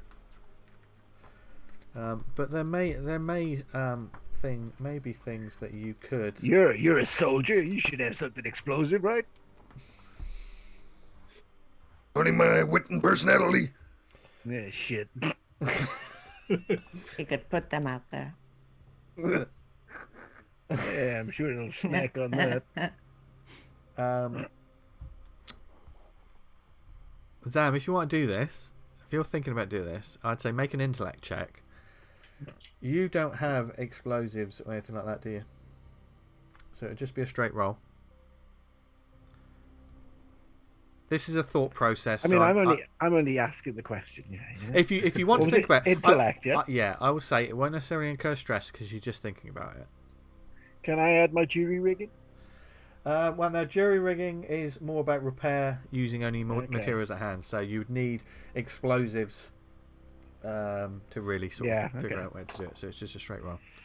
Oh, I've got a 00 with a 4. So you got a 4. 4. Yeah, I got a 4. You think you might be able to, not using power cells, but there may be some equipment that you could fashion together. You could make something like Yeah. a piece of equipment that is highly unstable. You know, it's not like not a bomb, because you don't know how to make bombs, but you certainly know how machinery works, and you could possibly make something that, if something was to come into contact with it, there would be a reaction. We could probably destabilize it if it tries to eat it. If you want to do this, obviously you'd have to spend a bit of time identifying bits to use. So this would be time that you wouldn't be able to help the others, because you would need to figure out how to do this. And if you wanted to do this, there would then be a jury rigging roll. Yeah. So how many do you want to put on? How many do you want to do? You're gonna be sending a whole load of these big blocks out, but it would take forever to do it to all of them. But you can. Yeah, I think maybe 2 or 3, maybe. Yeah. So Zam has put the question: should we do this? You know what you're doing? Kind of.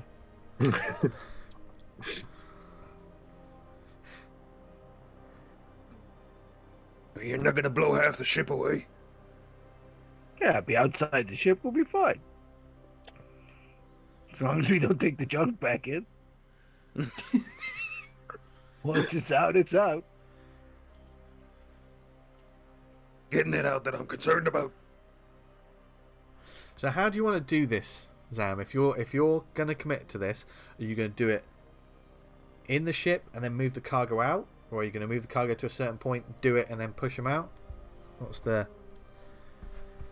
Here I am throwing options at you, but I think we get the cargo to the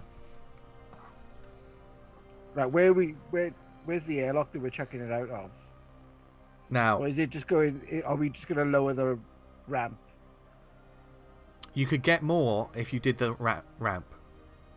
Of course, at that point, if you wanted to do it in the cargo bay, you would need to strap everything down, and you need to be suited up if you chose to do that. But it would literally, the ramp would just open, and then it would just all fly at the back. Yeah. But do we not need to move the APC? You would need to move the APC. Well, it'll be which is quite big on the map I've given you, but there would be enough room for it to sort of move over, possibly. We got a internal crane that we could just lift it up. That's a great idea. Yes, you do. We'll just lift it up. That happens. That's the thing now. Yeah. Right, we hoist that. Yeah. Hey, where did this internal crane come from? Yeah. that whole been there the entire time. I never noticed it. That whole sort of aliens thing where it's just moving the equipment, you could lift it. Yeah. Okay.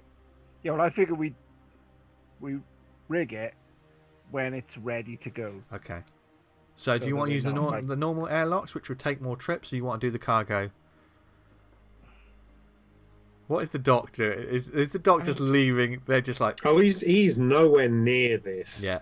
Well, I figure we're at least going to make sure the captain's okay with it. Yeah. And she would sort of say, just make sure she understands exactly where you're coming from, but don't blow my ship up, or I'll kill you. That kind of thing. Yeah. If the ship blows up and he's in the cargo bay, he's not going to have a chance to bring kill you back to life to kill you. Yeah.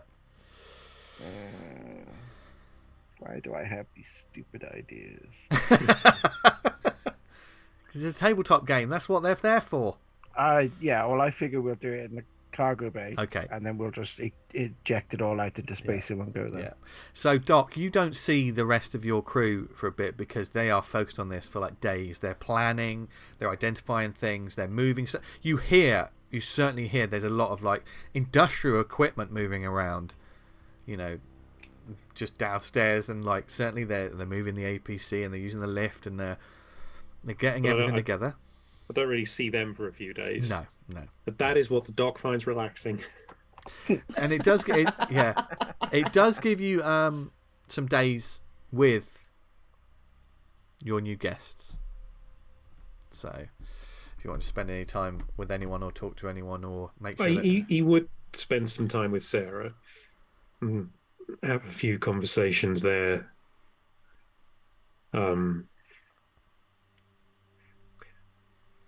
Asking about the last time maybe she had spoken to his wife, because it's probably more recent than he has. Yeah. That was a sort of a suit and tie. It was like a gala that they just briefly met. They bumped into one another. Your wife, who is you discover has started dating someone else. That is when you discover she's started dating not a politician, but someone who's definitely in those sort of circles, works within some of the bigger corporations, who seems nice enough, but you only briefly came up, and your wife shut it down immediately, saying like that you passed away, and that was it was a small interaction, but that was all she had, and they wished each other well, and then that's also when you find out that Sarah opens up about her husband, like Flint, who worked for one of their companies, but he was just he worked his way up to a decent position. He was a nice bloke, and they had a loving relationship. And this was Sarah had a few sort of, she had a tough couple of years for personal reasons, and he was treating her to this. He managed to get tickets to this luxury cruise liner. But then that's as far as she gets before she just starts. Yeah. She just loses it. Yeah, every time. So it's almost like you both have these moments that whenever you talk, there's a moment where both of you just sort of. And then he wouldn't bring it up in the first few conversations, but there would come a point where he would ask if she had, when the last time she'd spoken to Maddie was. And she would say she saw her before she went off on her surveying mission, and she was hugely excited about what they were going to do. She couldn't tell Sarah about it, but they had one of those nights on their colony on the beach. Just they had a party, a farewell party, and things like that. And she just remembered that Maddie was just hopeful, and that was the last thing. One of the last things Maddie said to her was, "Never stop looking up, because I'll be looking down." And that's the last thing you know about that. And then the doctor, at the end of that, he just makes his excuses and goes and sits on his own for a bit. In the cargo bay, there are blocks, huge blocks, stacked up on the cargo lift. There are 3 crew members in vac suits. Everything is shut down and made sure everything's locked up. And you're only communicating with each other over the short-range comms. But ZAM, now's the chance. One of you has to open up. ZAM's got to go and do this. You don't have to sort of do it. It's not like he has to do it and then run away. But you can. I would like to give you. I would like you to give me. How many of these did you want to do, ZAM?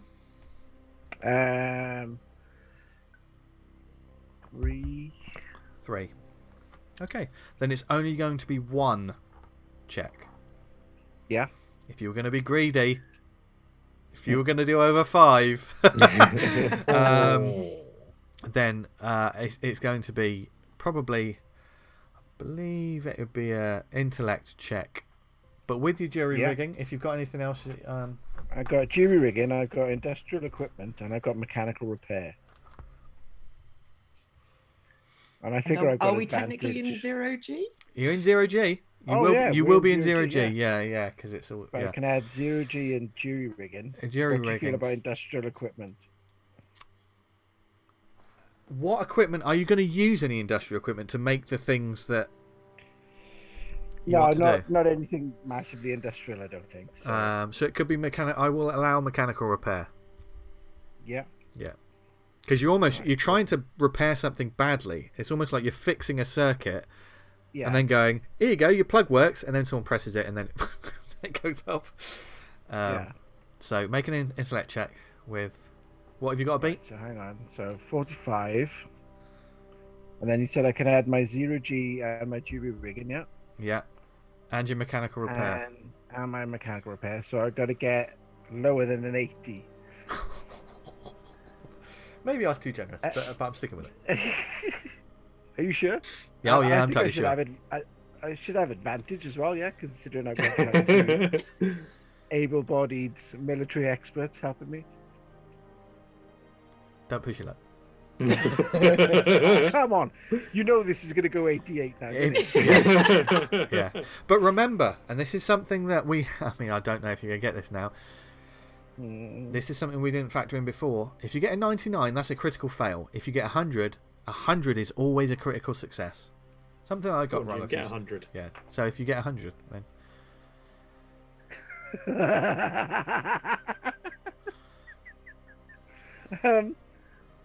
Do you want me to take a picture of this? What did you get? 00 and a 0. That's 100. I can take a picture of it. If you want. Take a I think picture. you have to. Oh, look! I want to take a picture purely for the social media afterwards. We're gonna post this for everyone to see. That is incredible. That is I amazing. love it. That is Fucking amazing. You got nothing but zeros. That is unbelievable. And also a good reason why I looked up the correct rule, because now it's a good thing instead of a very, very bad thing. Right, so yeah, in the WhatsApp now, you can see the... I'm looking at this right now. So... That's just Zam's Willy. What have you... Oh, wrong picture! This is ZAM BRAZEL. Oh my god. Oh god. That is amazing. This is why you play tabletop role-playing games, people. Nice. Because Nice space dice as well. that moment, that might be one of the moments of the season. Wow. Yeah, it is one of the few times ZAM BRAZEL goes quiet. He's concentrating. Clang, clang. Yeah, he's concentrating, and he's just sort He's of. got a lot of beef with this ship. Yeah, all of a sudden, like he's just focused. It's a focus that you haven't seen on him before. And yeah, you rig these things if they're floating in space and anything bumps into them, there's going to be a hell of a bang. It's not conventional. It's not like a mine. It's not going to but it'll knock some teeth out, let's say.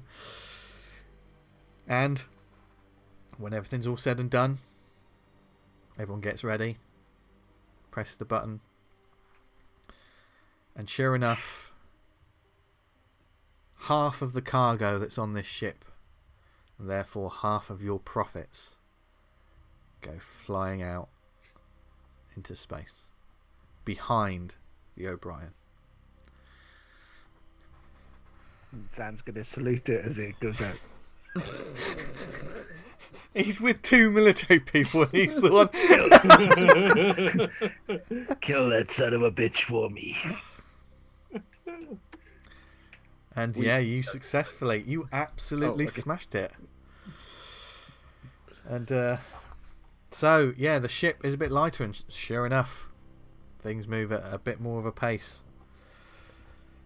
So now we're going to do a little bit to see if over these next couple of weeks, see how the effects of, once things have settled down, how do the crew get over this? How do they fortify themselves in mind, body and spirit? That sounded a bit weird, but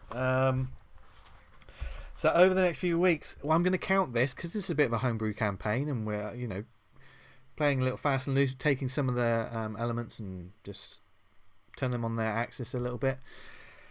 Shore leave in Mothership is something that when players survive these horrible encounters, and certainly like the dock, they've got a lot of stress, that stress can be used to level up your character in a certain way. If you have a moment to just stop and get your head right and just chill out and spend some time on sorting yourself out, you can turn those stress points into possible save points.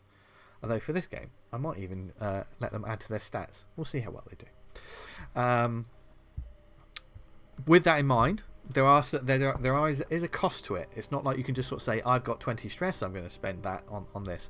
Rolls have to be made, and certainly there is a monetary cost. And depending on what they choose to do this, we'll factor that in.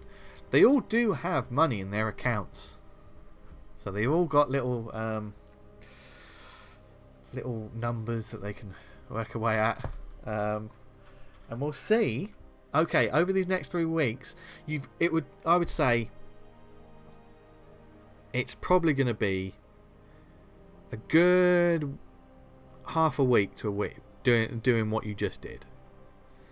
So we've got 2.5 weeks. Okay. Now, what are the crew going to do now? Are they going to slow down? Are they going to stop? How are they going to focus their mind? There are a few. We're treating the O'Brien itself.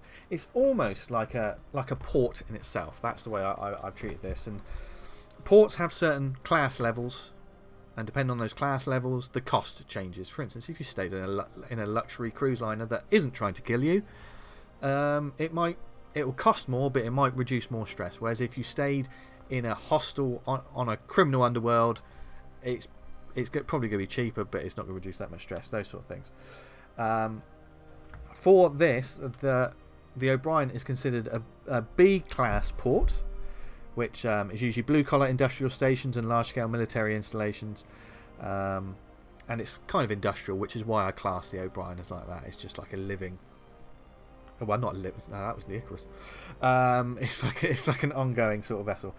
There are a few things you can do. Obviously, the ship itself also has a comfort level, which I have given it. So when the crew have taken a comfort rest as well before to see if they can do some stress. So with shore leave, you have relax. You can relax. You can treat yourself for a certain ailment or condition. And there's also healthcare. There's ongoing healthcare.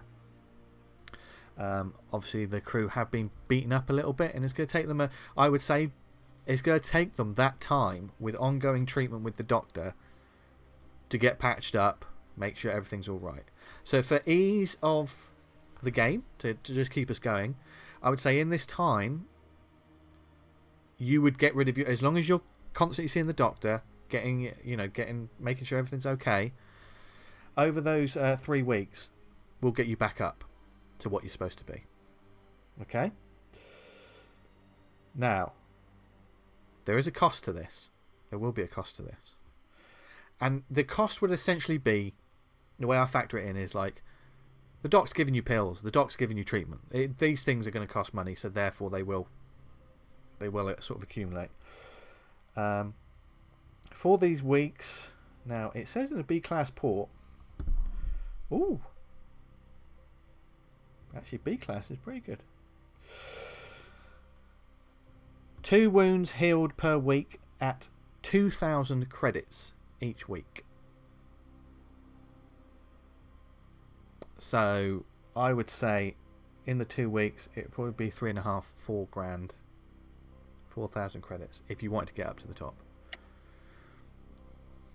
It's money you don't have to spend. The 1 wound. Yeah. If you got the 1 wound, it would probably be 2,000 for you, Zam. Yeah. So I'll spend the 2,000. Wendy would like physio, but no drugs. Okay. and not to heal all the way up. Okay. Because a little bit of pain is good. Okay. Then I would say, did you lose a wound, Wendy? No, I didn't lose a wound. I'm still on my Okay. first track. Okay. Oh, wow. Yeah. Do all those stupid things. Yeah. With that, then, I'd probably say, because you're not going to, unless you want pain pills. Do you want pain pills and things like that? And we're not going to factor in the mechanical. But, okay, just 1,000, just in general. Okay. 1,000. Cool. Blaze, you got a hole in your leg, man. Yeah, even though my health mechanically is fine. Yeah. Do you want the same thing as Wendy? You could just sort of like just physio, make sure it's all right, make sure it's not infected and stuff like that. And pain pills. You want the pain pills as well? Okay. Yes. Whether there's pain or not. Okay. How often do you pop these pain pills? Oh. How many is in a pack, Doc? 5. 5 in a pack. So... Yeah. There's not an endless amount of pain pills. Ooh. How long do they last? They're essentially just, it's like immediate. I would imagine like Like an a pill ibuprofen is or like- yeah. Ibuprofen. Yeah, probably something like I'm off. 6-8 hours, something like that. It's the future. It's probably 8 hours where you're not in pain. And how much time's passed at this point? I'm just trying to This calculate. is over the time it takes you to get the travel. Are you popping? Are you choosing to pop? Oh, for the 3 weeks. Yeah. Yeah, packet a week. A packet. No. Yeah, if that's available. So you're taking At like least- one a at day. least- Yeah, maybe 2.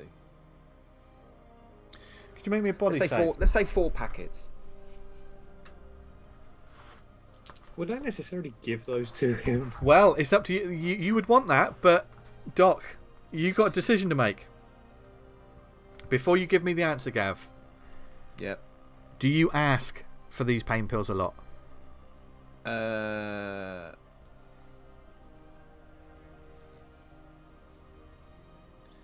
If I pick my times when I know he's going to be drunkest, can that give me advantage? Ooh.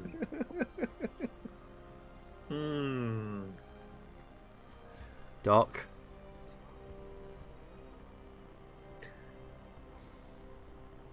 So I think the first 2 packs you just get. Third pack, if you get him when he's drunk, it takes some talking, but you get it. 4th pack, he wants to take a good look at your leg. Ooh. So these are a pack of 5. Yeah. Yeah. So you're giving him If he's taking 2 a day, Right. Okay. Well. Okay. You got the pills, Blaze. What did you get for that body save? All right. Do you want me to take a picture? What is this? I mean, what is it? Oh, I mean, I might as well just call this dick pics. That's what this fucking episode's gonna be called, isn't it? No. Why? What did He's you, in a box. what did somewhere. you get? Did you get 100? Yes. Why do I? fuck off. Fuck off. Send a picture to the group chat. My God! He fucking did. He fucking did. He did. Okay, so I want to roll for something. Everyone gets 100. Hey. You just get broke 100. Mothership. You get 100. God. Then you're not addicted. Somehow, some way, you are not addicted to these pain pills. Oh, so you don't need to ask for any more because you don't want to. Over this Psychosomatic. over this period of time, you don't go crazy with them. You know, if you're popping them like Skittles, you'd definitely be. But if you're 2 a day, 1 in the morning, 1 to sleep, you level out. Yeah. All right, Doc, you can look at my leg. Yeah. How's it doing? I run full scans and everything. I can't Right. believe that. I honestly thought I'm going to get him addicted to pain pills. Right, okay. And Wendy, sorry to ask you, how much did I say your cost was? 1,000. 1,000. Well, it's probably going to be, with the pills, probably 3 for you, Blaze. Yeah, it's not the NHS, is it?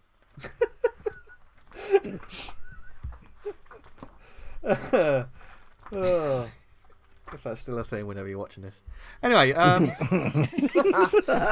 Ooh, um, with our government. Yes, the Prime Minister this week is. no! My turn this week. Okay, it's your turn, Doc. Obviously, your arm is badly hurt, so you're going to have to. Yeah, I want to heal that one wound in my arm. Okay. Get back up to full. Yeah. So, what did I say it was? Did I say 2,000 a week? Yeah. So probably 4K, I would imagine, because you had quite a nasty wound on your arm, so you're gonna have to. It's just the one wound, though. Yeah. Yeah. But also, That's all as right. well, you're disinfecting it. I mean, you're taking pain pills yourself, but you're certainly not taking them with booze. No. Yeah. Okay. So we're getting them healed up. Now we're going to see how. Sorry, just quickly. Go on. That would mean I have 0 stress at the end of this as well because of the pills and the amount I've taken. Minimum stress you can have is 2. Yeah. Oh, yeah. Yeah. 5. Yeah. Oh God, that is a. I'm gonna have to think about. There has to be some. I mean, if you got zero stress, it just means you won't be able to spend that stress to level up anything. I am going to say that with the doctor, 2 pills, so I'm going down to 18 stress while I was disinfecting the arm and everything. Yeah. It's just nice to not be on 20 anymore. Yeah. But I noticed, PJ, you kept some stress in the bag there for potentially what can happen next. Also, I don't want to get addicted. Who would want that? Rise up, mate. Okay, so over these 3 weeks, on board the O'Brien, this strange kind of shore leave. What are you guys doing? You can do several different things here. I keep losing my page. I keep looking at different things. So I was like, he's going to get addicted, and I completely lost my page. I did not get addicted. Yeah, no, Feel he the joy. He's gonna get addicted. Yeah. That's not somebody who wants to look after us. Yeah. So, on shore leave, there's several different things you can do. Like I say, we've done the healthcare. There's treatment and relaxation. Treatment is obviously maybe for some of those conditions that our players are collecting, like Pokemon. Yes, please. I want treatment. How? This whole thing is going to count as one shore leave. Now, when you seek treatment, as it says in the book, get some help for the nightmares that have been keeping you up and the shakes that won't go away ever since that last impact. Normally it takes 3 shore leaves to remove 1 permanent condition. That's not normally what it would take. But after what I put my players through, I'm not going to make them do this 3 times in order to get rid of 1. Okay? But the treatment, you're going to have to tell me, how do you go about this treatment? You're going to have to essentially convince me, how do you go about dealing with the issues you have? And they can relate to whatever that particular issue is. You know, there is, and I'm pretty sure I told the players off air that the ship Darcy has a program. It has a sort of a therapist module installed in it, which is always very private, but they can have a one-to-one session with this thing. You can talk it out. That's one way of doing it. Or, you know, they could find other ways. It's up to the players. Now, 3 of these players have conditions. Let's start with Wendy. How do you want to feel better, Wendy? How is which I will allow 1 condition to go on this particular journey if you concentrate on it. Which one would you like to lose? So of my 4, I have a plan. I don't want to be a coward. Okay. Because that involved not doing combat. That involved running away from combat. And Okay. This is Wendy. Yeah. This isn't even Wendy. Okay. Anymore. Okay. Oh, this isn't Wendy anymore. Story. How does that manifest? How does she go about this? Wendy goes about this by basically trying to recreate basic training from Marine days by, running around the ship, practicing stuff. She goes and finds all the weapons, don't worry, in the thing to kind of like clean them and do drills, maybe some marching. Can I help her? Yeah. Like a drill sergeant. Blaze. Pick those feet up, soldier. Interesting. Blaze, you have a condition, don't you? When Yeah, you also cowardice. when you see Wendy doing this, are you going to do this? Aw. Are you going to join in? Yeah, we're doing it together. Bloody Okay. training montage. Okay. I feel like there should be a role for I'm this. just picturing like that bit in Predator, like the 2 hands. Or they're lifting up industrial equipment.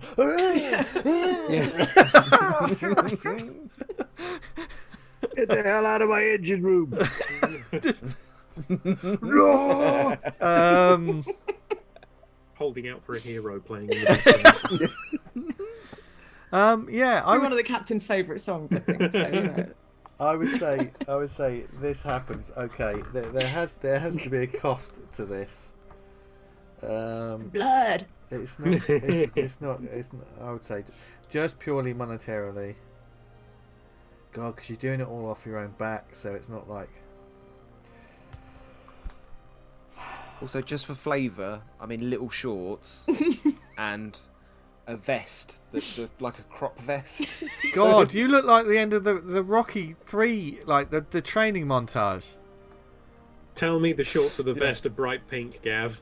Oh my God. Oh no, army khaki green. But they are short shorts. God.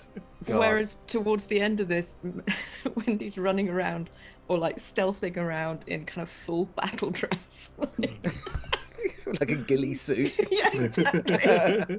Disappearing. It's like, why is there a pile of grass in the ship? My God. My God. My God. Okay. This is what I'm going to say then. Instead of a monetary cost, it's me sort of thinking on my feet here. One of you can make a roll. That roll can be with advantage. That roll can be with your military training. And you have to beat...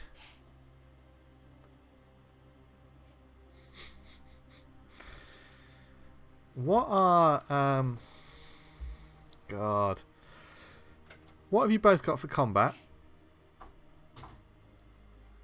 46. 39. Is that just straight combat? With Straight no... combat. Straight combat. 39. Roll. You get advantage, but you got to roll under your combat. The both of us. One of you makes the roll with advantage. Which one of you would like to do it? Wendy. If Wendy makes it, you both lose the condition. If she fails, Blaze, you keep the condition.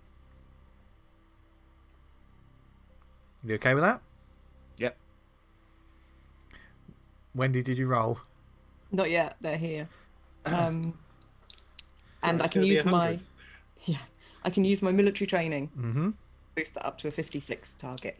I would maybe also say athletics, because you're doing a lot of physio. You did say you were doing a lot of running around and stuff like that. I'll allow that. I'll give you a. I'm being very generous this week. Very aren't I? generous, yeah. Yeah. All right then. I'm scotching through tyres. Oh God, I've just realised another thing. I've realised I'm also still doomed, so this could go very badly. Oh God. Thank you 100. for the advantage. So the bad roll would have succeeded, but would have been a 44. And because I'm doomed, critical successes become critical failures. Luckily, the good roll was a 14, which is lovely and neutral and nice. You both lose a condition. You're probably not pleasant company during this. You probably wind everyone up. Yes. And I would have said if it was a critical fail, neither one of you would have lost the condition. You would have done all this for nothing. That's how I would have ruled this. At least we'd be extra fit to run away. Yeah. Quicker. Yeah. So Doc, you probably see them a couple of times. They're sweaty and like they're clearly they've been running around the ship. Shake my head and let them get on with it. And there's one more person. You're elite Marines. Doc. Hmm. What would you like to do? You have a couple of conditions, don't you? I've got 3. Yeah, I think Of course you technically, rules-wise, I'd love to get rid of deflated, but I think narratively, spiraling would be the one to go first.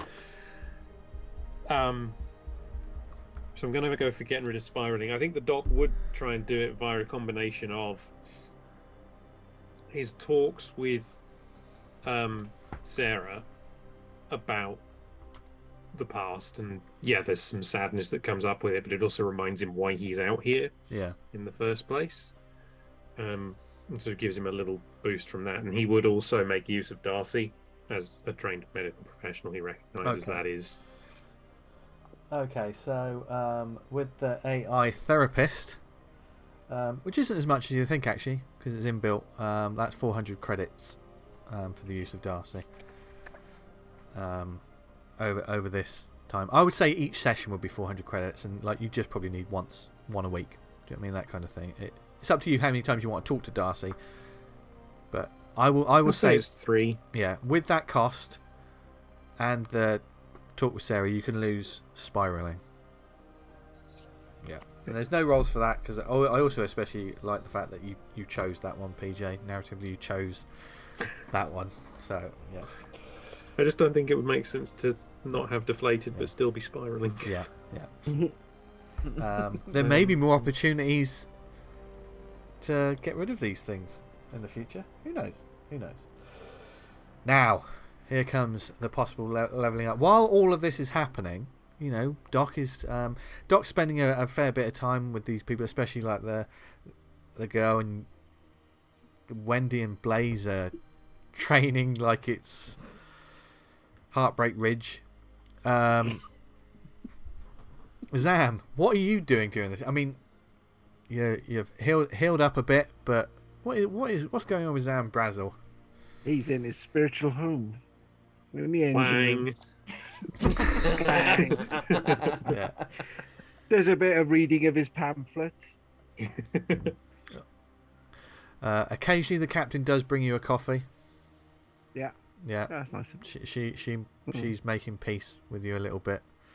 Yeah, cheers, Gab. It's not really huge conversational moments, but you know, she's just the olive branch. Yeah. You do notice he'll just acknowledge it. You do notice on one day, there's a fresh towel that's been put in your hammock. Yeah, he puts that to one side. Yeah. He's got his. He doesn't need it. There's this nice clean towel and this rashy old rag. Yeah, with his written on it, like yeah, the thread coming out of the. Yeah. Okay. So everyone's got their stress. Time to relax, because this game's all about relaxing.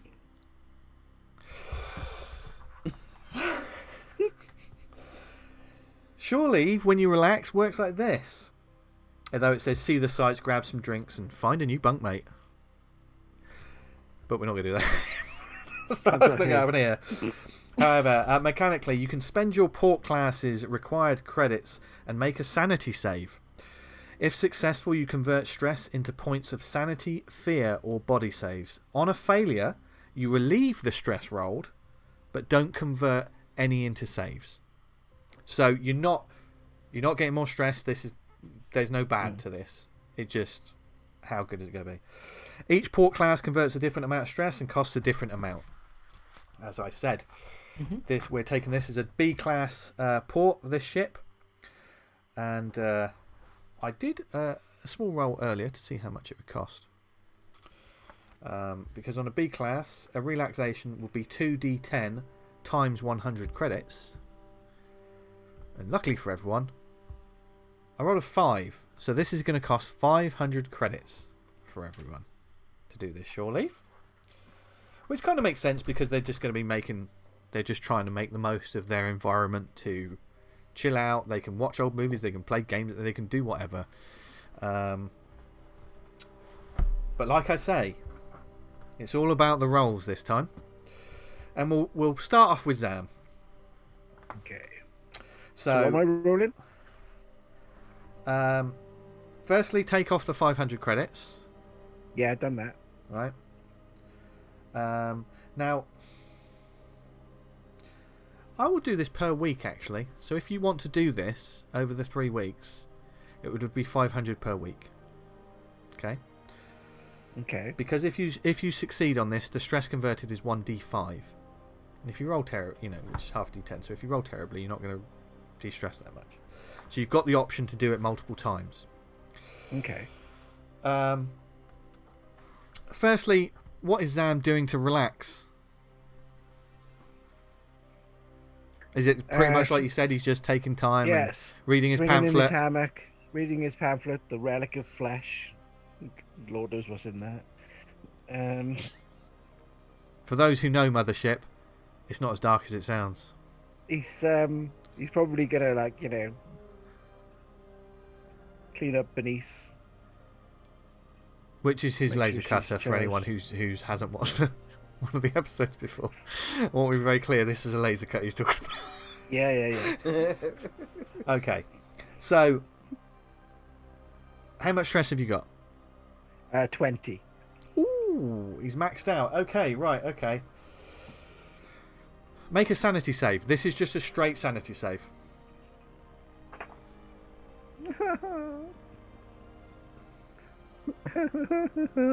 I rolled 95. Okay, so you and don't. My sanity is 35, so just. So you don't convert any of the stress. Yeah. But roll a d10.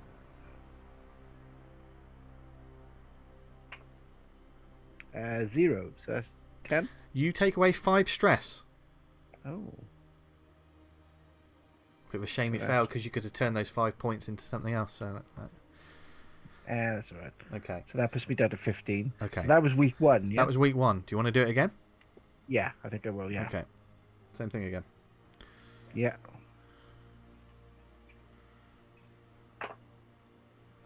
Oh, that's 27. So you succeed on that one. Roll a Succeed d10. on that one. Roll a d10. This is one of the few times, folks, where we're getting into the mechanical parts. You got 2. Okay, so you can add 1 point to a sanity, fear, or body. I'll put it onto body, so that takes body up to 30 then. Brilliant. And last week, do you want to do it again? Do I drop some stress as well? Yes, you drop the 1 point of stress. Yes, the 1 point of stress. Yeah. You're basically taking that from your stress and adding it to your stats, that kind of thing. Yeah. It's a really interesting way of leveling up in this game, I think. Yeah, go on. I'll do 1 more week. Yeah. Yeah. So that means I've spent 1,500 then. Yeah. Right. Okay. So that's a 93. So that's a fail. But you roll your d10, you're still going to lose stress. Yeah. So. That's another 2. So lose another point of stress. Point of stress, yeah. Okay. So that puts me on 13. 13. You're feeling a lot better. It's still, which is better, yeah. Still a lot better than where you were before. Wendy. Yeah. Hell yeah. Where where are we with your stress? We're at 20 as well. Oh my word! I forgot. What I've been doing to these players for the past few sessions. Okay, same thing. Did you forget the marine stress spiral? Yeah. Oh yes, of course. That classic episode. If you haven't watched it, you really need to go back and watch that. It's amazing. So many classic moments in this season already. Okay, week 1. Why is my sanity save at 20? That's a 39, so fail. Okay, so you roll a d10. Half A it. 9. Um, Round it up, oh, round yeah, I'll down? round up. I think I've rounded up before, so Cool. yeah. 1 and then 25, also a fail. Ooh, that's a 10. That's another 5. Getting in the zone, Wendy. Get in the zone. No, basically, I've got a really lousy high rolling dice that I'm using because this is a good time to use it. 51, another fail. Okay, And that's a 5. 5. So that's another 3 points of stress.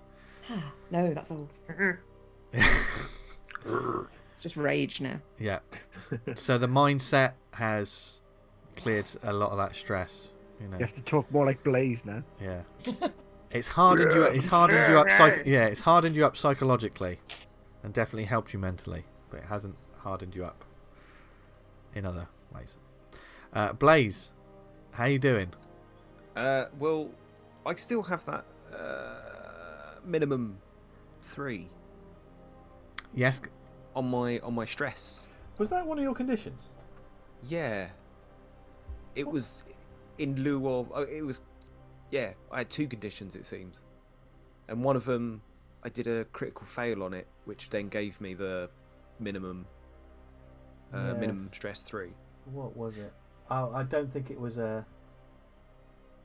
Hold on. Yes, you were overwhelmed, so it's not a permanent condition. Oh, okay. It's not a permanent condition, but you permanently raise your minimum stress by 1. Yes, that was it. Yeah, yeah. Which is fine. Yeah, I'm okay with that. yeah. Okay. So Blaze is all, he doesn't necessarily have to. Because I'm all pilled up. You're all pilled up, so therefore. So that's my relax. That's my. Your relaxing is. Do I have to pay for that? I mean, I know I paid for the pills, but I mean, like, I don't have to do the 500 creds. No, you don't have to do the 500 creds because. That's right then. Yeah, because you paid for the pills. Yeah, that's me. And Doc. Because of the 2 pills, I'm on 18 at the moment, so Okay. we'll do week 1. That is a 98. Okay, so roll a d10. 6. So you remove 3 points of stress. Okay. And then I will take week 2. 90. Okay. That's a 9, so that's 5 stress. Yeah. And then I'll take week 3 as well. Come on, roll under a 90, one of you fuckers. Oh, it did 70. That's also still a fail. Yeah. Oh, and I rolled a 1. That would be 1. Yeah, that'd be fine. You just get 1. Yeah, Take 1 off. that was a 1,500 credits wasted, wasn't it? Well, you're a lot less stressed, Doc. Those talks and everything else. You know, obviously Stupid dice. the crew. The crew are certainly they're feeling a bit better as the day goes on. A couple of weeks into the journey, the captain calls you all in to the planning room because she has a video call come in from Echelon headquarters that wish to speak to you, and everyone sort of comes in, and Captain once again, she's always with the coffee and sat down. Okay, we got one of the higher ups who want to word with us for some reason. So take a seat and let's see what they got to say. I mean, she's rested. She's also like just been getting to work and getting everything set up. And the vid screen, sort of holographic vid screen, pops up in front of you, so you're all sort of sat there. And a very well-dressed figure appears on the screen. You've got a very smart suit, sort of a high-collared sort of suit. Let's open a little bit. It's got like a sort of a silver sort of echelon badge, sort of tying it up at the top. They look probably early 40s, late 30s. Sort of slick back, sort of dark hair. And a face of absolutely sort of no humour. Quite thin. A point. There's no facial hair, but their chin comes to a little bit of a point.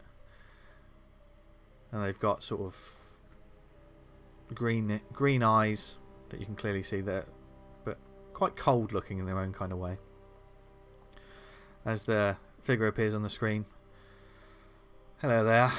Am I speaking with the crew of the O'Brien? It's the O'Brien, sir. Sometimes it gets a little bit mixed up on some of the documents. Yes, well, my name is Regis Valmont.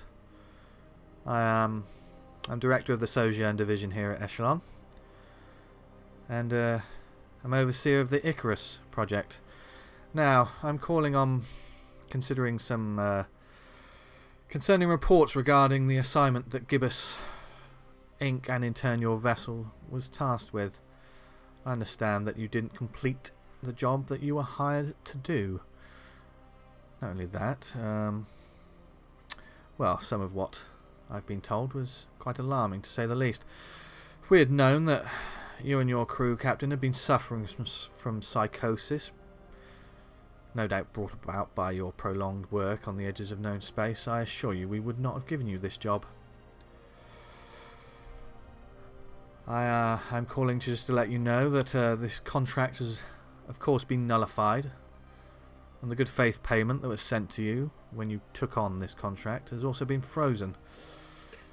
Excuse me. Yes. What is your name? Dr. Bill Forrest. What do you mean psychosis? Ah, yes, Dr. Forrest. I was told you were aboard this vessel. Well, being a person of the medical profession, you understand that working for extended periods of time on those outer rims of some of these sectors can take its toll on someone's psychological profile. And from what I've read, that's clearly what's happened here. I wasn't, of course, made aware that all of you aboard this vessel were so fragile mentally. I can assure you, sir, that is not the case. Everyone on this crew is of sound mind. Oh, really? Yes. Well, the reports that I've read... Tell me, how many hours in space have you logged? That is not the point, Doctor. I think it's entirely the point. If you can't speak from experience here, who are you to judge us and our reports, which are entirely accurate? I am here to tell you that you did not do the job that you were contracted to do, and therefore we have cancelled it, we have voided the payment, and quite frankly, you're lucky to all have jobs at all after this. And that's purely on the basis that I think that all of you... Do you know what happened on that ship? We are having communication difficulties with the ship, which you were sent to sort out, but that doesn't seem to have happened. But it's funny, when you're nearly killed doing a mission, because we're not given all of the facts in advance, when we in fact find that the entire crew have been murdered, all of the guests have been murdered, we manage to save 3 lives who can corroborate every word we have said. The customer's always right, Regis?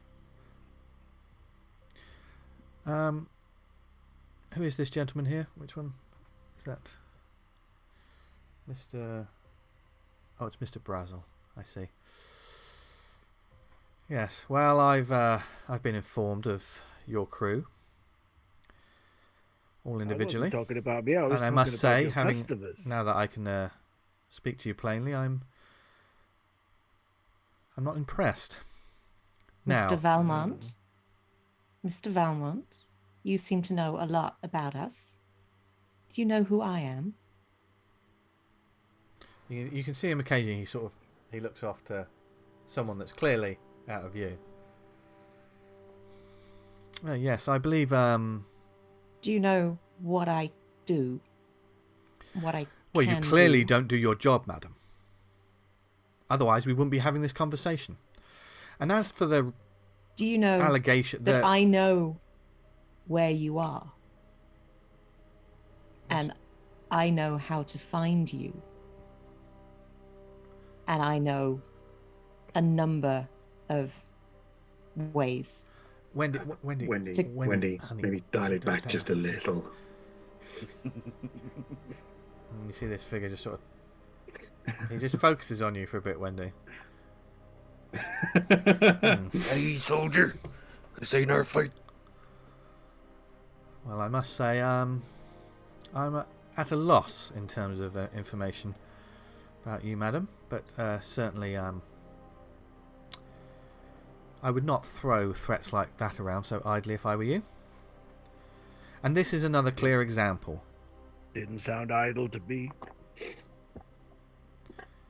This is a clear example of why clearly you and your crew should not have taken this job if you are not psychologically prepared. Reggie, why don't you come out here and find your ship? Is that Mr. Brazel? Yes. And you can yes, see for I've heard about yourself. him. Tell me, Mr. Brazel, how important is your job to you? What were the alimony payments that you have to make? Hey, screw you, pal. Well, I can certainly make sure that your life is very difficult from now on. You've done that already. I nearly got killed on your ship. I'm having a If you hard read time the believing reports- any of you with this attitude I have, and certainly Dr. Forrest. I know of your reputation, but Hey, why don't we get your 3 customers in and you can speak to them? And then you can call them liars. yes, the After you took all their money. this little For their detail. leisure cruise. Are you saying you have members of the passenger list aboard your vessel? That is a... Let me assure you, that is quite serious. It is, because if we hadn't brought them aboard, they would be dead now. Once again, Mr. Forrest, forgive me for not necessarily believing the words of a disgraced experimental scientist with an alcohol problem. Your reports aren't always known to be completely valid, are they, sir? I've never lied. Well, that's between you and the press, isn't it? And speaking of press, I want you all to know that I am doing you a favour by not having your entire careers wiped from the face of history right now. We are going to send a ship out to investigate and fix what you couldn't.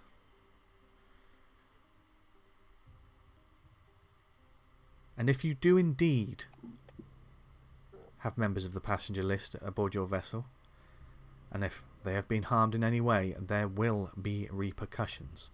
The sort of repercussions that your Wendy spoke of. I am no stranger to such threats. And I may not have travelled to as much space as you, sir. But I have survived a lot more than you think I have. Yes, I'm sure you've had some very nasty paper cuts. Go aboard the Icarus and see if you survive that. What are the names of those you supposedly have aboard? Oh, you I can't think read, Doc. It's up to them, really. It's whether they want to give their names or not. I see. They don't answer to your little corporation.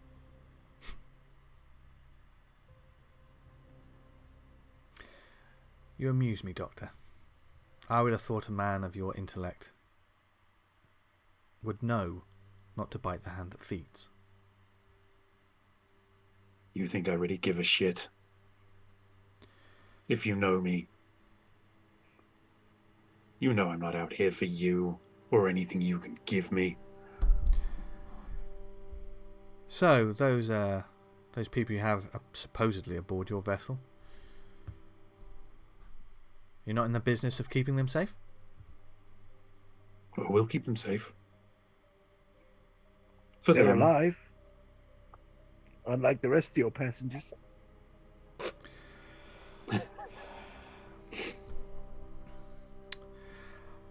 I'm going to have my office contact your superiors, and I'm going to suggest that they all get you the best possible psychological treatment when you return. But I'm afraid our conversation is at an end right now. May I please say one more thing? He doesn't respond, he's just looking at you. Fuck you. Bye, Reggie. Have a nice time on the Icarus.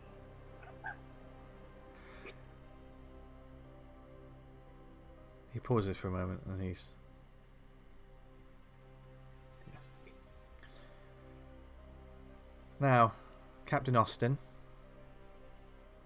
you clearly do not have any type of control over that crew of yours.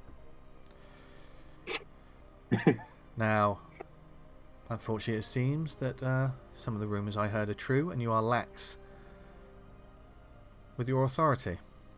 But I understand you already have a strained relationship with your family.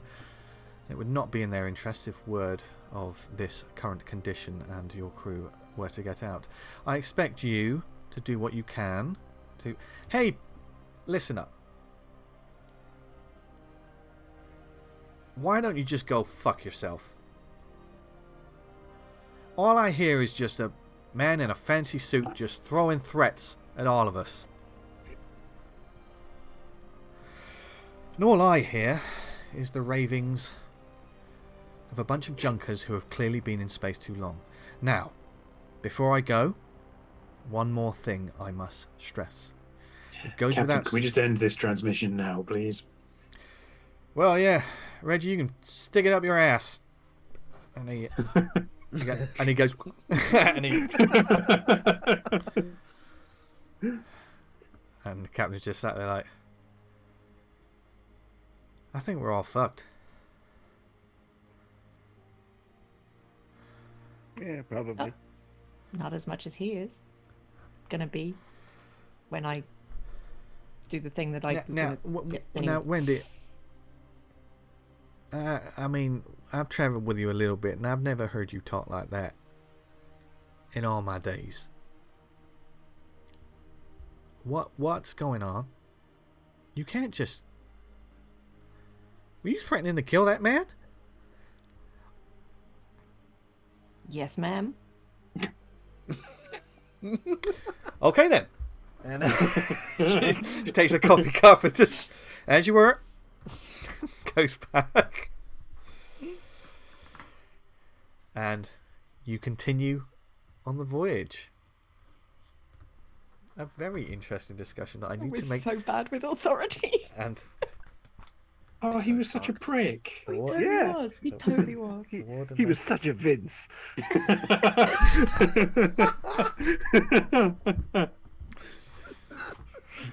Right. Okay. Okay. Jim said that. Okay. Someone, apparently. Okay. Okay. Funny thing is, I play other tabletop games with Jim, and he's lovely to me in those sessions. I don't know why he's so horrible to me. I cry after every Mothership session. No. But the journey continues, and eventually, as about a week passes, and everyone is, like we say, they're still relaxing. Where did you put your guests, the passengers? Doc, I'm leaving this in your hands, not in Wendy's hands. She wanted to put them in a barracks or probably shoot them out the airlock. Well, Zam gave his bunk for one of them, didn't he? Yeah. Okay. So is that 2 beds in that room? Yeah. Yeah, and the Doc's not using a bunk, so yeah, probably would have put Sarah in the Doc's bunk and the 2 guys in Zam's. Yeah. Yeah. So everyone's sort of settled down, and you do notice over those couple of days, you do have to ration.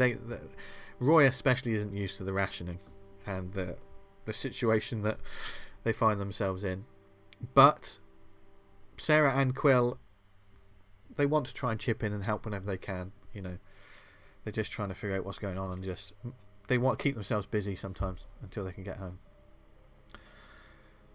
And then eventually the captain calls you all to the bridge, and on roll 20 I'm going to take the players as you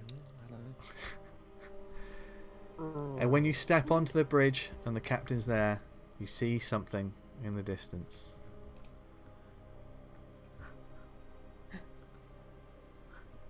Oh, cool. You see a planet approaching, and you can see the occasional sort of small flash from, like, you can see the swirling atmosphere below as you have made it to Cassius Prime. And that's where we're going to end this week's session. Man, Vince, you created such a hateful fuck. Really lent into that, PJ. He riled me up as much as my character. It was... Oh, well, what a fun session. Where does the story go from here? Well, we're at Cassius Prime, people, and we're getting close, getting towards the end of the season over the next couple of sessions. And there's plenty more story to come. But thank you very much for joining us this week. We hope you enjoyed this week's session. It was certainly... I personally loved every moment of it. There was a few mechanics to try and get the players fixed a little bit. The characters were a little bit broken psychologically and somehow physically. But by the time they got to that planet, they were a little bit better in body and mind in some ways. And well done, players, for rolling and RPing so splendidly. That was so much fun. This week was so much fun to do that, and a bit of character development. We'll see where these characters are going to go next. I just don't know. I don't know. An assassination yeah. mission. Yeah. Yeah, we're going to go get got my Regis spin-off series sorted out. Yeah. Yeah, and we'll see where the characters go from here. But yeah, we're going to be landing on a planet next session, so be sure to join us then. Before we go, of course, follow us on social media, etc. at Safe Space RPG, where we'll be posting up this episode, and probably giving a shout out to some other sort of Mothership some cool stuff, some other TTRPG type stuff. One of the things I've been delving into recently is the awesome collection Hull Breach, which is a compendium of different tables to roll on and potential ideas for your Mothership campaigns. It's amazing. It was a Kickstarter. I backed it. I've been reading the PDF, and it's given me so many ideas for what's about to come, or what's came from. What's going to happen. So roll for dickhead. 100. But and follow, obviously, like Mothership RPG on social media, etc. But please do follow my wonderful players on social media, etc. And where can you find them all? Jim, take it away. Twitter.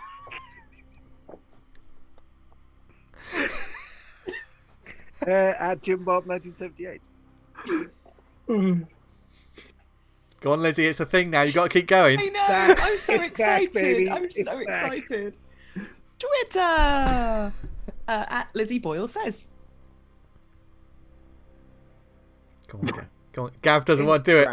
Instagram. At Bob Goblin. Same on Twitter.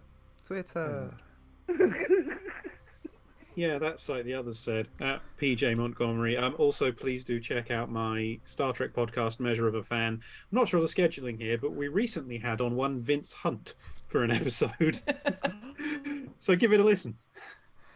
That was amazing fun, PJ. I completely went off on one. He hates that Enterprise theme tune. Oh, why did you bring it up again?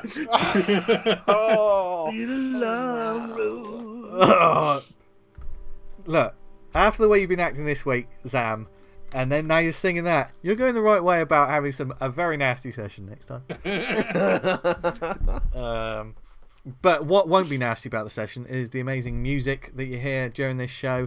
Big thank you to Tabletop Audio, of course, for the music you hear in the background. Adds a little bit of atmosphere and tension. And normally when I change the tracks, the players think, oh no, what's he going to do now? But also the wonderful Elliot Red, who did the Safe Space theme tune, which I think we can all agree we can just listen to on loop. And we can certainly watch those credits on loop. And they were done by our Gav. Amazing. And when something happens in the story, Gavin will say, do I need to change that now? And this week, Wendy shaved her head. Well, I'm going to see if I can find like an animated towel to put in the credits. Why? Although, if we ever get a merch section, we know one of the things that we'll be making. A much used towel. With his written on it, but the threadbare. Grubby his towel. Oh, it doesn't bear thinking about. Part of a set of one. No hers. Oh dear. You can find me on social media at Jester Diablo. Thank you very much for watching. It was a wonderful episode to do something different like this. A bit of RP and a bit of downtime, considering how I've been with these players the last couple of sessions. So stay tuned, because next week we'll see what on earth is going to happen on Cassius Prime, and whoever may be there. I love this because the players are going to go, oh, we're going to die. Yeah, bullshit. That's what's going to happen. They'll be fine. They'll be fine. Everything will be fine, as long as they stay safe. As you should. I've completely messed up the outro, but wherever you are in the world, we love you. And see you next week, and stay safe. Bye, everyone. Bye.